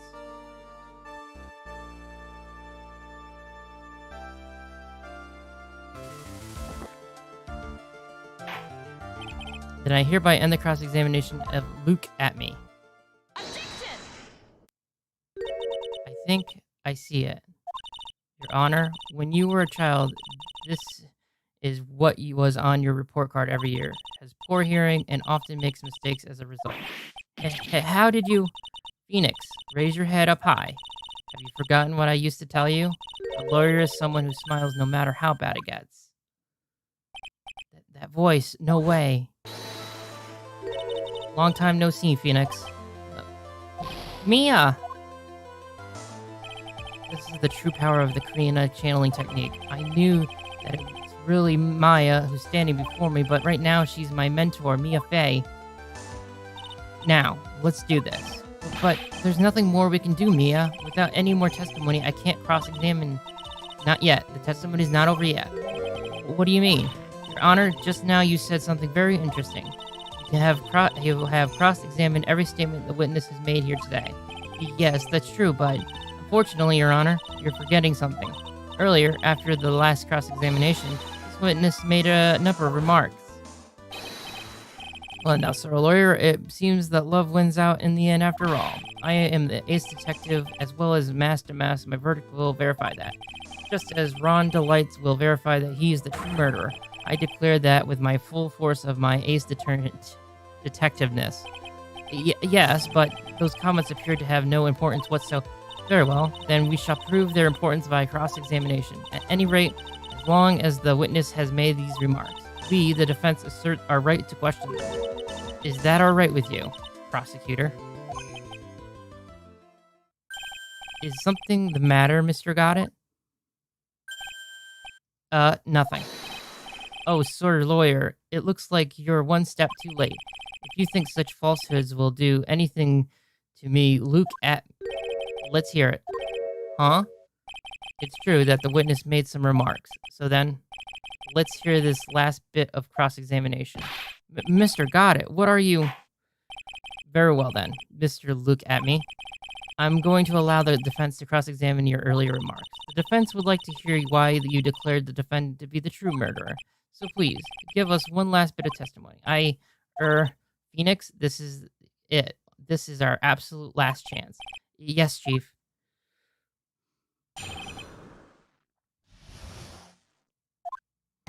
Indeed, it is true that I was not at Lordly Taylor. I had to leave to see about another vital, important job request. I had known about the date beforehand, so I had this photograph ready. My brilliant deduction was what informed me that the true culprit was Ron Delight. And thanks to the keycard and wallet, it was abundantly clear that he was there. I was also able to make a deduction from the buzzer, which only sounded once. The button did not have any fingerprints on it. Why? The victim would have left prints if he sounded it, which means the killer sounded it. Mr. Delight was wearing his MaskDemask outfit, which is why he left no print. And the blackmail letter? The victim likely just mistook the color of the jewel. Zavari. Therefore, all the evidence points to that poor boy. This testimony actually seems to hold up pretty well. The witness' earlier remarks do not appear to have been hastily prepared. All of the points have been explained, none of them seem to contradict anything. But how did you know about the emergency buzzer? The police investigation documents went directly through me, and I always look over all the documents. It's elementary, sir lawyer. Are you going to make even more trouble for us now, sir lawyer? I will not allow any of you useless shenanigans, Mr. Wright. Yes, Your Honor. We cannot postpone Luke Atme's trial any longer. This is your last chance. Hang on a sec, just one chance? It seems that the party about to begin. Well, Phoenix, there isn't any evidence that contradicts with the testimony, so it would seem. What do you mean, so it would seem? Listen, Phoenix, pointing out contradictions doesn't always mean you have to present evidence, does it? At any rate, this is our last chance. If you can't point out a case-breaking contradiction, you'll lose. That's all there is to it. Cup number 17, the last cup. It seems like the time has come to put an end to this trial. I have to find a fatal contradiction in this testimony, and I need to point it out without presenting evidence. Which means all I can do is find the contradiction remark and press it. Remember, you only get one chance. Very well, Mr. Wright. Please begin your final cross-examination. Aye, aye, Captain. And I think I know what it is, because he shouldn't have known about MaskDemask's uniform.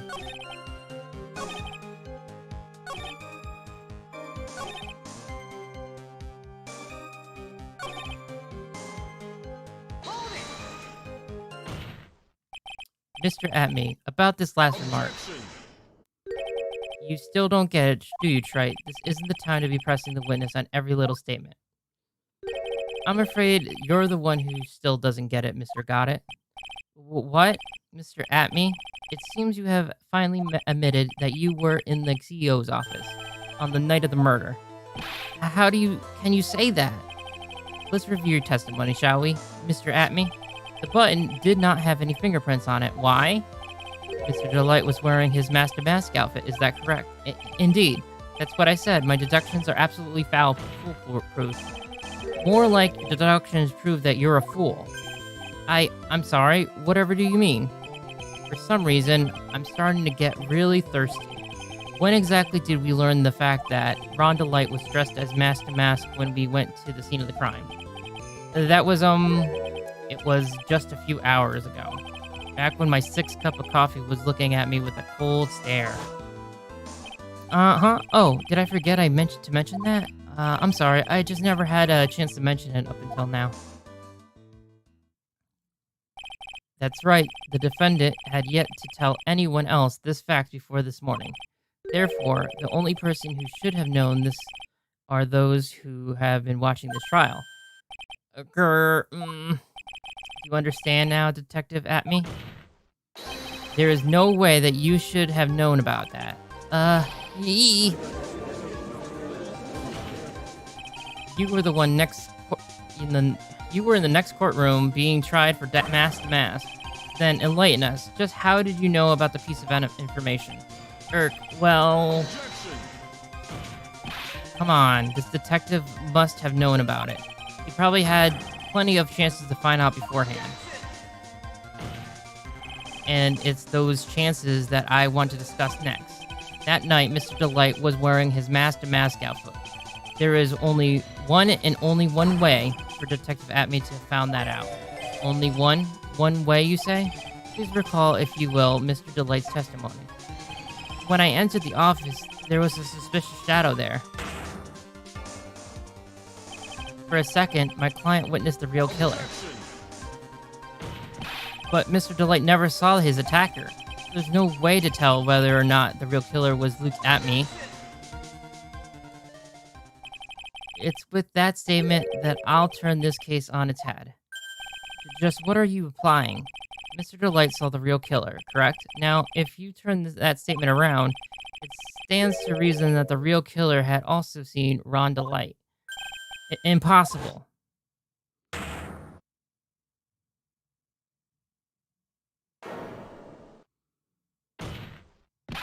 Detective Atme, you saw MaskDemask at the murder scene that night. You saw him when you killed Kane Bullard and assaulted Ron Delight. That was the only way you could have known that Ron was wearing what Ron was wearing. What the?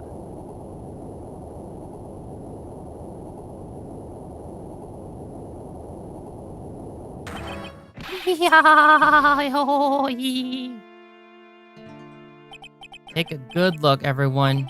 Unable to find a rival worthy of my genius, I was forced to create one by myself. Here I am, the tragic clown. That's the same line you gave us yesterday. But I think there's a little more meaning behind it this time.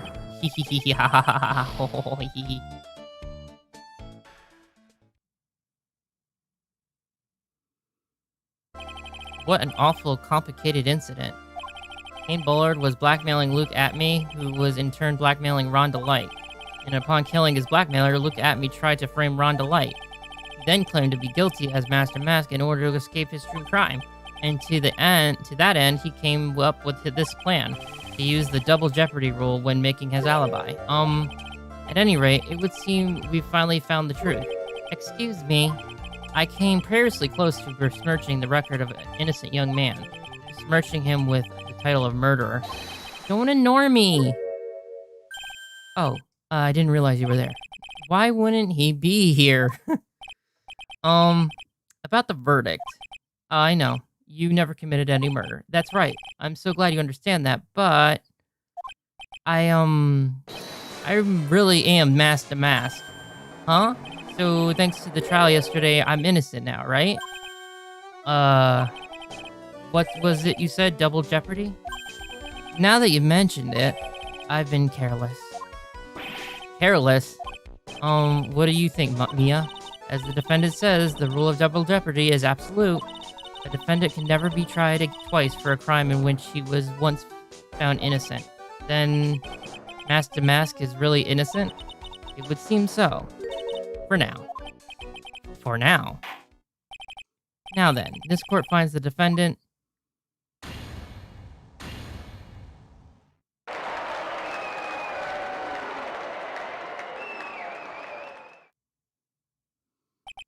Boy, this is really lucky. Wait, This isn't so good after all. You see, the thing is, I still am MaskDemask after all.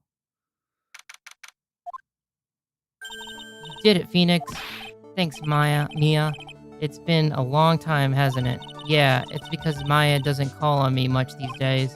Oh, I'm just joking, Phoenix. Don't take everything so seriously. But on the other hand, Maya, she seems kind of torn these days. You mean about becoming the master of the Karina channeling school? Becoming the master means saying goodbye to our mother, Misty Faye, right? Watch over her, will you, Phoenix? Of course. Well then, see you around. Mia. Mr. Wright, I don't know what to say. Congratulations, Mr. Delight. Thank you so much. No, wait. Nothing really matters anymore now that all of this has happened. Come on, just be happy already. Maya, you've been cleared of the murder charges and got off as MaskDemask to boot. But in exchange, I lost everything. Huh? What do you mean? Stealing security information from KB Security, becoming MaskDemask? I did all of it for one reason, for her. You mean your wife, Desiree. She hates criminals more than anything. Come to think of it, she was once held hostage by some robbers, wasn't she? She's always said how she hates sneaky criminals. I knew that, but once I got fired from KB Security and lost all the money I had, she wouldn't have any reason to stay with me. I thought she would have left me for sure. So that's why you became MaskDemask. Yes, but it's all over now. A broken bowl can never be put back together. That's not true, right, Nick? Right. Really? Can we go back to the way things were? We'll be fine. You'll be fine. And Nick can prove it. I can? I can? Kind of wish you would check with me first. Mr. Delay, even if the bowl is broken, there is always a way to put it back together. Really will? Oh, the jar, maybe? The sacred urn. Desi was the one who found this. Desiree, your wife. She always believed in you, Ron. That's why you'll be fine. You don't have to worry about anything. Ah, there you are. Miss Delight, you did it, Ronnie. You're innocent. I'm so happy. Thank you. I appreciate that. But, I suppose you don't want anything more to do with me, do you? Ronnie, why didn't you talk to me about what was going on? I had no idea you'd quit KB Security. I never imagined that you were really MaskDemask either. Miss Delight, what are you going to do now that you know? You're not going to really leave him, are you? Come on, it's obvious, isn't it? How could I ever let a wonderful man like him get away? After all, my bike's really fast. So fast that there's no way he could ever get away. But didn't you say that you hated criminals? Hmm? Oh, I only hate people who act all cowardly and sneaky, like that detective.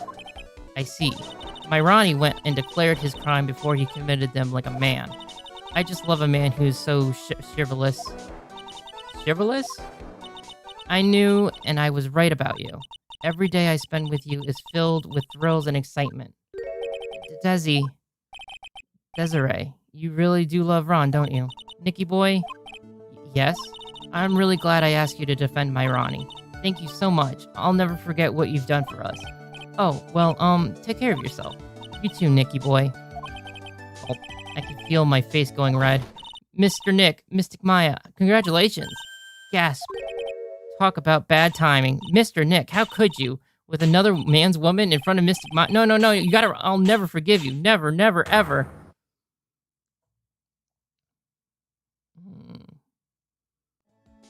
So just as the case came to a close, so too did my consciousness. Ron said he broken bowl can never be put back together, but I know that's not true. I mean, just look. Here's a perfect example of one that was put back together even better than before.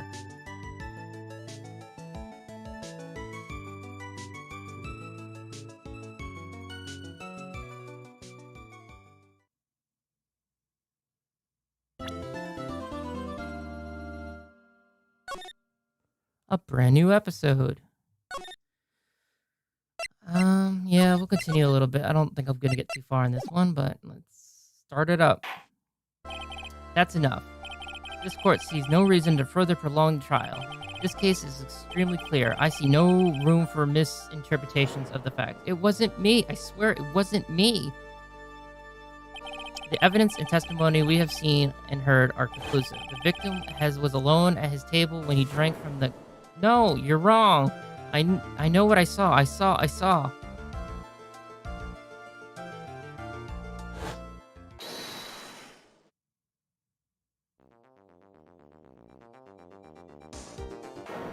saw someone else there. A man. He's the real killer.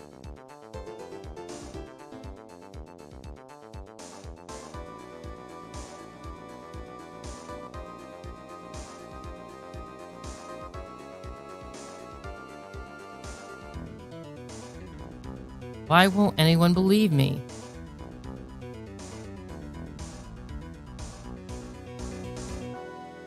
Well, I'd say that pretty much wraps up this case, wouldn't you? Mr. Wright? This court finds the defendant. This court is adjourned.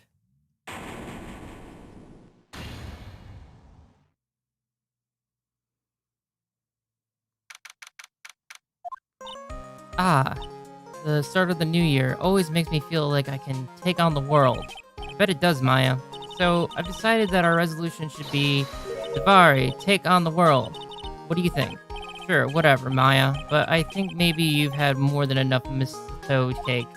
Never. You've got to eat a lot of cake during New Year's. It's practically tradition. Like watching the fireworks on TV or playing a board game. Hey, pal. Detective Gumshoe? Happy New Year, Detective. Likewise. Now listen up, Wright. Here's to another fruitful year of lawyer-police cooperation. Yeah, me too. Alright, pal. You've got some explaining to do. Have you got the holiday present for me, Detective?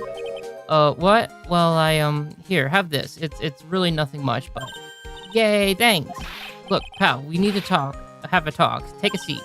Hey, what about Pearlie's? You haven't forgot her present, have you? No, I mean, yes. I mean, no. Are you doing this on purpose? I guess I'm busted. How did you like my first practical joke of the year? Very funny, pal. Now, let's see how funny you think this is when I show you this. What is it? A magazine? Hey, I want to see. Deadly poisoning brings guilty verdict. Defense attorney Wright trounced? Trounced? Let me see that. Defense attorney gave an almost childless amateur performance yesterday. What the heck is this? It's a report, pal, about you. Listen to this. Mr. Wright must take full responsibility for the ruling in this case. Well, and don't tell me you don't remember anything about it. But I don't remember anything about it. When was this issue? When was that issue from anyways? December of last year, which I guess makes it last month. Which makes it old news, you mean? But I wasn't involved in the poisoning case in December. So what do you think this is all about, Nick? If it wasn't you, pal, then that leaves only one possibility. No way. You don't mean a phony Nick? This must be Gumshoe's idea of a joke. Guess he's starting off the year with one, too. So, what are you gonna do about it, pal? What do you mean, what am I gonna do about it? Well, it's your fault that the judge found the defendant guilty in this case. My fault. How do you figure that? Because the Phoenix Wright is super famous now. Well, maybe only sort of. Yeah, see what happens when you hot shots start getting too full of yourselves? But I didn't do anything wrong, at least not that I can remember. You better make this right, pal, now. And that means taking the case back to court, got it? Sounds like we've got our first case of the new year. Let's tackle it with gusto. I don't know, the judge already issued a guilty verdict once in this case. It's not going to be easy to get it overturned. I guess that New Year's resolution is going to have to wait until next year. So you're taking the case, right? Good. I'm gonna head back over to the courthouse then. After that, I'll go back to the precinct, drop by if you need something, okay, pal? I guess people are starting to know the name Phoenix Wright. If a client entrusts a case to me based on my reputation, I guess I'm kind of responsible. But why would someone want to impersonate me? What sort of guy would do that? I guess we'll go to...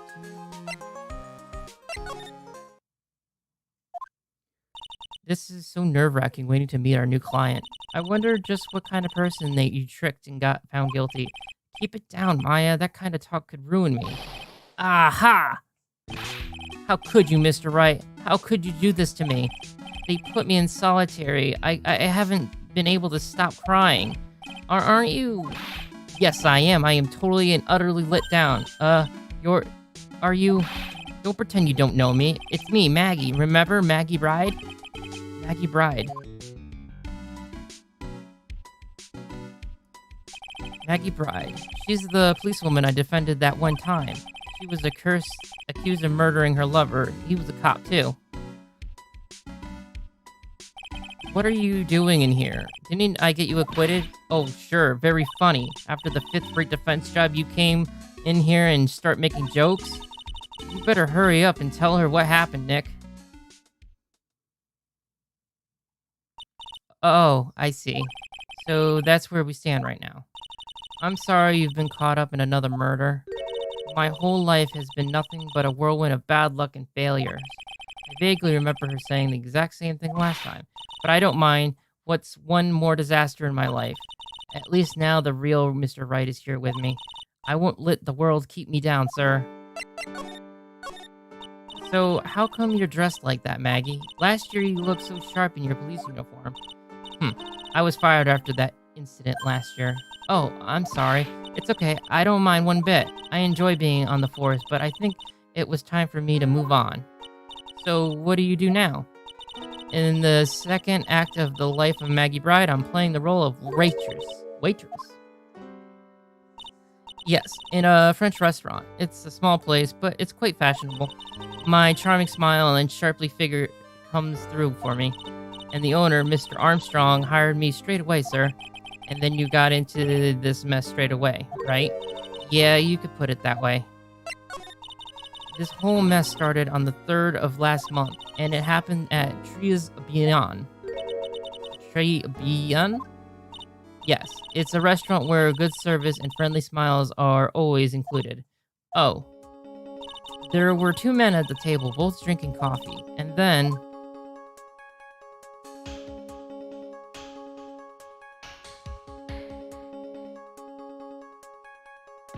one of the men slipped some poison into the victim's cup. The victim took just one sip and was gasping for air. I was so shocked I passed out. Hey, hold on there, Maggie. What? You keep calling the guy the victim. Didn't you know the guy who was killed? Not at all. I'd never even seen the guy before. Oh. So she wouldn't have had a motive to kill him then, I guess. And the other man, the killer, you saw him, right? Of course. A good waitress must be attentive to the clientele. So you saw the killer, but you were found guilty of the crime anyways? How come? You tell me, Mr. Wright. Guess the answer to my question is my phony. Anyway, she saw the killer. Better see if I can get a description of the guy. So if you saw the murderer, why were you still convicted? Because no one else saw. Saw what? The other man. The one who put the poison in the victim's coffee. Everyone testified that way. Mr. Armstrong, the customer, everyone. The victim was sitting alone at the table the whole time. But how's that possible? I don't know. But nobody, not one person would believe me, sir. Even Phoenix Wright, my one last hope for a fair trial, failed me. What a pathetic defense. My granny could have done a better job. Look, that wasn't me, okay? And then they found something a bit incriminating in my apron pocket. What? A small bottle of poison. What? Poison? It was in your pocket? Well, I passed out when the victim collapsed. The killer must have slipped the poison into my pocket when I was unconscious. And no one else saw this other guy? No, sir. That's what everyone said, but I don't see how they could have missed him. It was the one who took the coffee to the two men. Oh, and what was your impression of them? Well, when I first saw them, I kind of thought they might be in the music industry. In music? How come? Well, one of them had some sort of earpiece and an emo musician look about them. And there was a sample CD on the table, sir. An earpiece and a sample CD? Huh? Did you get a look at the CD at all? It had a band name written on it. I think it was MC something. They must have been preparing for their debut, I guess. So it was a band CD. Maybe a promo disc? Maybe it was MC Screwdrivers? Get serious, Maya. Would you buy the CD of a group named that? What was the name of the group again? MC Hacksaw? No, MC... What about the killer? What did he look like? Well, I don't really remember. Only that he was a young man, well built like the victim, really. Okay, well, I don't think I have... Oh, yeah, I need to ask you about this. Hey, this article's about my case. Can you tell me anything about the guy who was pretending to be me? Yes, sir. It was the morning after I had been arrested. I met you in the visitor room here. You were wearing one of your super sharp suits. Me? Yes, you, Mr. Wright. Hey, Maggie. Was my evil double, Amma here too? No, I don't remember a phony you, Maya. Oh, sigh. It would have been so cool. Then you got really worked up and passionate. I'm gonna get you cleared this crime, you said. Okay, I get the picture, but you've met me in person before. So how come you didn't realize that guy wasn't the real me? I guess, looking back now, it was a little strange. Only a little. Well, okay, so you were a bit taller than normal, and you looked a bit shady, and your voice was a bit weird. Oh, and you had this kind of funny accent, and so this guy has nothing like me, then. But he had your spiky hair and blue suit. Is that all it takes for someone to intimidate intimidate me? Intimidate me? How about everyone else in the courtroom? Like the judge and the observers? Didn't they realize he was an imposter? Everyone had those big question marks on their faces, but it seemed that no one wanted to say anything, sir. This case just keeps getting weirder and weirder. Mr. Wright, do you think it's possible to get a retrial? Probably. The court ruled in the absence of a genuine defense attorney, so we should be able to get a retrial. Mr. Wright, do you think we'll win next time, sir? My life has been full of course meals of bad luck, complete with defeat and for dessert. Since I was 6 months old, when I fell from the ninth floor of my apartment building. I've been hit by all sorts of vehicles, gotten sick from all sorts of foods, failed at almost every test I've taken, experienced almost every kind of disaster. I even landed a phony lawyer when I had the misfortune of being accused of murder. But I will survive because Maggie Bride always lives to fight another day. And one day I'll find it. Just you see, sir. I'll find one single moment of good luck. XZ Expono. It's really good pay for this. What are you staring at me like that for? But Maya's right. Whatever it is that thought it was, whoever it is that thought it was a good idea to use my name, get an innocent girl convicted of murder, had better watch out. We'll find him. Don't you worry. We'll get phony you. Thank you. Oh, I'll tell you where Tribulations is then. Right, the restaurant where the murder took place. Yes, sir. When you go, please tell Mr. Armstrong I said hi. Sure, all right, Nick. Let's go check out the restaurant and its food.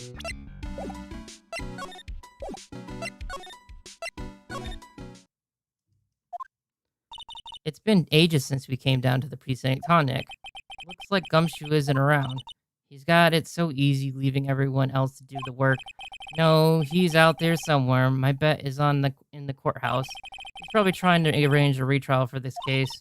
Guess that means we should go to the detention center and chat with our killer, huh? After being convicted without a fair trial, I'm not sure killer is the right label.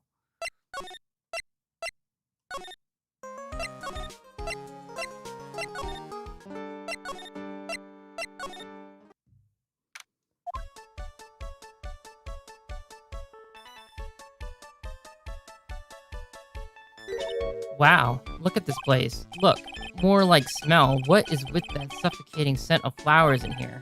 Then again, girls like that kind of thing, right? Actually, I'm not all that into it. No one's coming to seat us. Maybe there's no one here. Don't be silly, Maya. This is a restaurant and it's open for business. Hello, anyone here? I don't believe it. There really isn't anyone here. Perfect. Let's get intrusive. If there's no one here, we can take anything we want. Yeah, I suppose we can.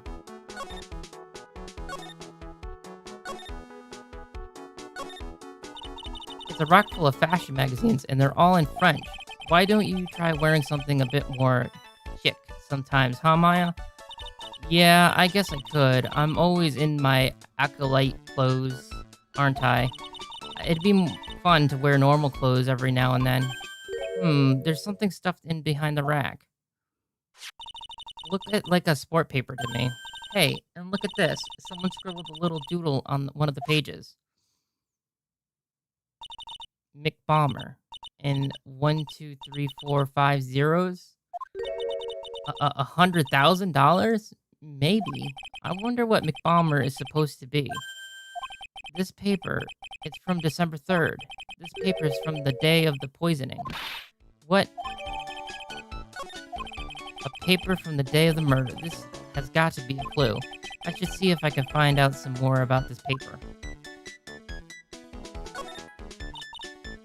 Magazines. Okay, same thing. Look at all these little trinkets tucked away in here. I bet Mr. Armstrong collected all of these personally. Let's see. A bouquet of flowers, some paparazzis, and look, fine bone china cups. I never knew you were so cultured. Come on, Maya. This is common knowledge, and any Joe Smo knows this much. Look, it's one of those magical boxes that spits out money. You know, you're the only person who would ever describe a cash register in that way.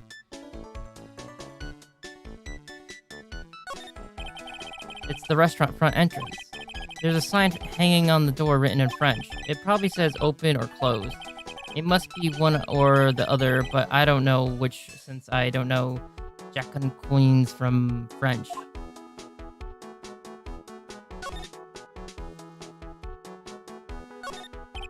This must be the table where the murder occurred. I guess so, with all the police tape all around it. And that stain must be from the poisoned coffee. Don't go licking the tablecloth, okay, Maya? Why would I lick it? I'm not a cat, you know. Then why can I picture you doing just that? table's set nicely. It just needs a customer. What do you think this flower is, Nick? Let's see. Well, it doesn't look like a tulip, and it's not a sunflower. I don't know. Duh, even I could have told you that. Well, those are the only kinds of flowers I know. Dagnabbit, I'm a lawyer, not a botanist. Botique. This restaurant has portions that separate the table. When you're seated at a table, you can only see the table to the right or left. Okay. Wow, it's absolutely beautiful winter wonderland out there. Really? Cool, I love snow. Let me see. Huh? It's not white. It's not even snowing. Got you. I was only kidding, Maya. Nick. There are lies that are okay to tell and lies that definitely aren't. All I did was tell an itty-bitty white lie about non-existent white snow.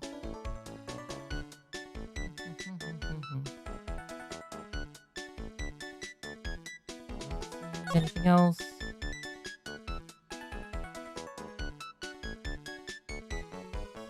Really, is there anything else, is there?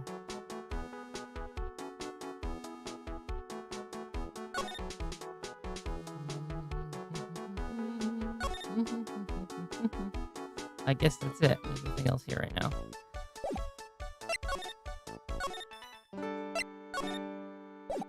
How do I present this? Was it McBomber, the CD?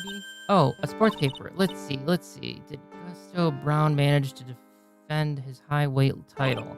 Sorry, Maggie. That paper is actually a month old. It's from the day of the murder. And Gusto got knocked out yesterday, I'm afraid. Oh, no. I found this paper in the magazine rack at Trust Beyond. Really? That's strange. Trust Beyond doesn't get newspapers. Mr. Armstrong says he's not really fond of them. Then maybe one of the customers left it behind. Anyways, what I want you to take a look at is the scribble here. Aha! That's it, sir. McBomber. That was the name of that CD that was written on the CD. Just as I thought. I guess it wasn't Mick's screwdriver after all, huh? So that $100,000 must be a down payment for the record deal, right? If someone gave me $100,000, I'd sing for sure. Master Karina, or the Spirit Song, or even Maya's theme. Okay, Maya.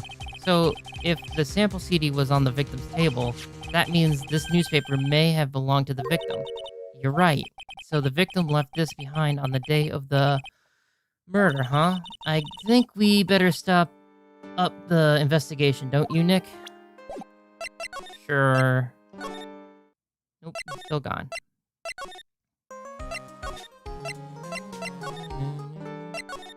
Back, I guess. Ooh la la, bonjour. Welcome to La Tres Banyan. Oh, hello? What happened to Maya? She frozen stiff. Benvenido. Welcome to the Petit Restaurant. Huh? Yeah, Benavun? Oh, non, my Petit Chilep. I can't. Huh, me? Look at the face, like la kitten rejected by its own mother. You are fatigued, non? Alars, use an aromatic bath oil milling of the Norley and La Rose. My personal recommendation. You think I need what? Wait. Just a couple of drops of Z mixture to la bath and voila. It will smooth your body and your mind. It's simply fantastic.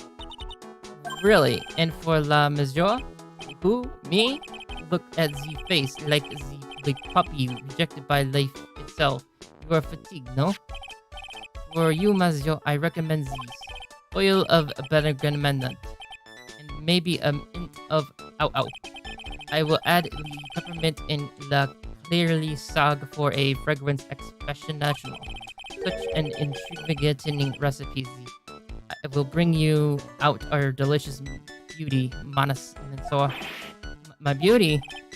Alas, if you will be seated, I will bring you la special menu of the day. Actually, we're not here to eat. We're lawyers. Mas bizarre, sir. I don't see already, Manazor. You are la Phoenix Wright, no? Yes. You know me? Oh, wait.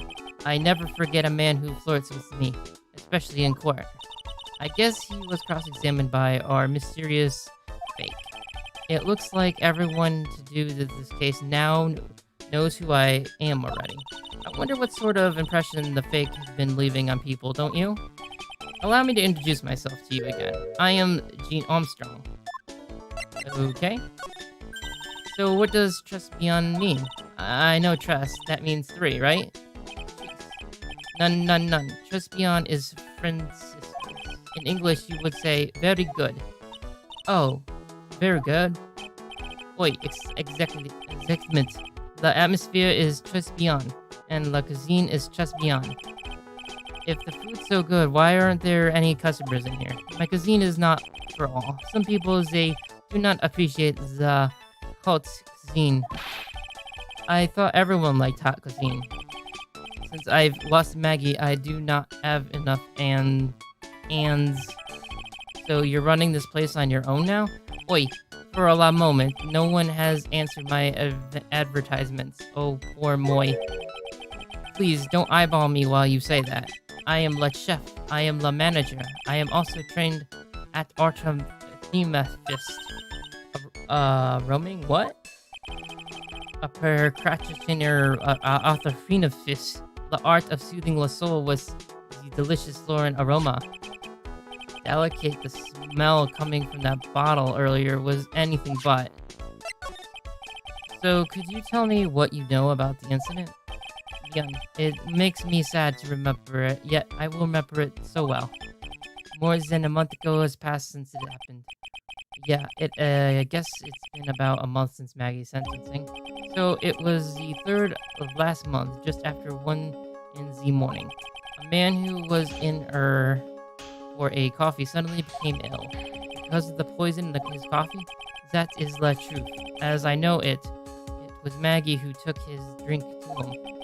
I was in the kitchen. I heard the sound from someone collapsing. And I came out to see what it was already slumped in the chair.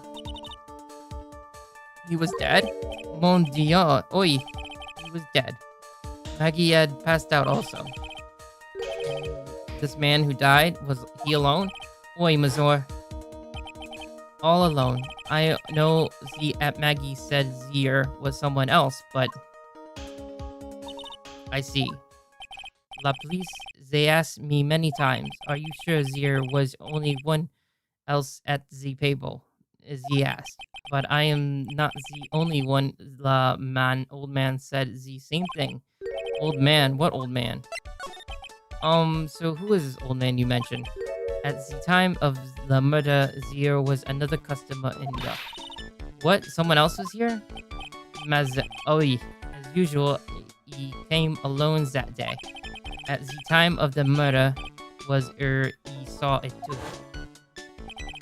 But he said the same thing, that there was no one else at the victim's table. But Maggie swears that there were 2 people. Mademoiselle, la lawyer, could not prove the none. About the lawyer? That wasn't me, I suppose. Mesbinier, sir. Wow, he's the first person who said it wasn't me. Don't kid yourself, Nick, Now, who's the one making stuff up?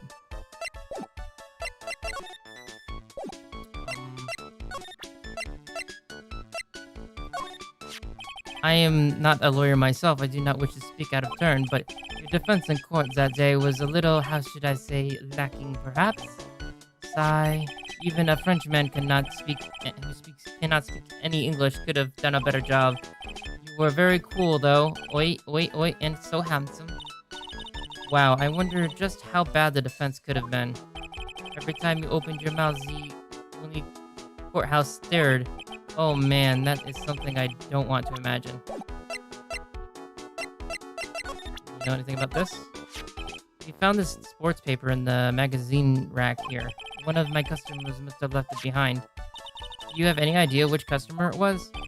The only idea I have, mademoiselle, is I saved for my kitchen. Okay. Useless. Can I go here now? Useless.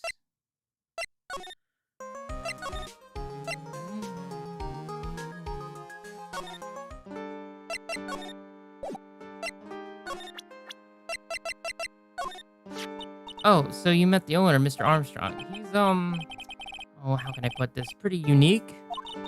He has a really intense aura as a chef and as a person.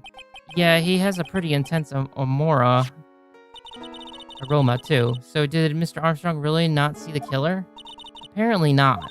Well, he's in the kitchen all the time, so I guess it's possible that he didn't. Yeah, that didn't help. What about you? You want to talk about Maggie? Maggie was a policewoman once, didn't she? Yes, but she had to quit for reasons beyond her control. Oi, she was a la suspect in a la murder investigation. Oh, you know about that. That is why I gave her perfume for happiness. Happiness perfume? Oi, blended from bergamot like I have given to you before. But she's been arrested again and found guilty this time. That is true, her natural aroma of unhappiness must have been very strong. Just admit it, your perfume doesn't work. I am not surprised she was la prime suspect. After something like that took place before my very eyes. Something like what? What's this guy talking about? Does this mean Maggie did have a motive? We've got to ask this guy for more info. Stat. When Maggie took the coffee over to the victim, did anything happen? Oi, I was supposed you could say so. So what happened? None, it was nothing. Look, Maggie says she didn't even know the guy, but she's still being indicted for murder. The prosecution must have come up with some kind of motive. Oi, it is true. If there was anything at all between Maggie and the victim, it could be relevant. So please, tell us anything you know.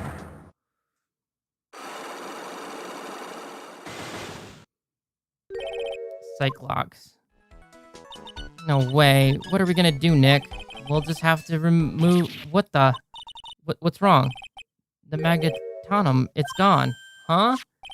I had it in my pocket, but it vanished into thin air. What? But I could see the Cyclops. Maybe that means the magnetonum is nearby? Mr. Armstrong, could I just confirm something with you again? The table where the victim was sitting. Was anyone else sitting there? That is the question you will have to ask yourself. Huh? The old man spends all his time in the park. The park? Oh, a park. What park's that? Behind the restaurant. It is called Vitamin Square. Thank you. The vows in praise, my dear. Let's go check out this Vitamin Square right now, Nick. Actually, we're going to check that out next time. Alright, so until then, guys, peace out.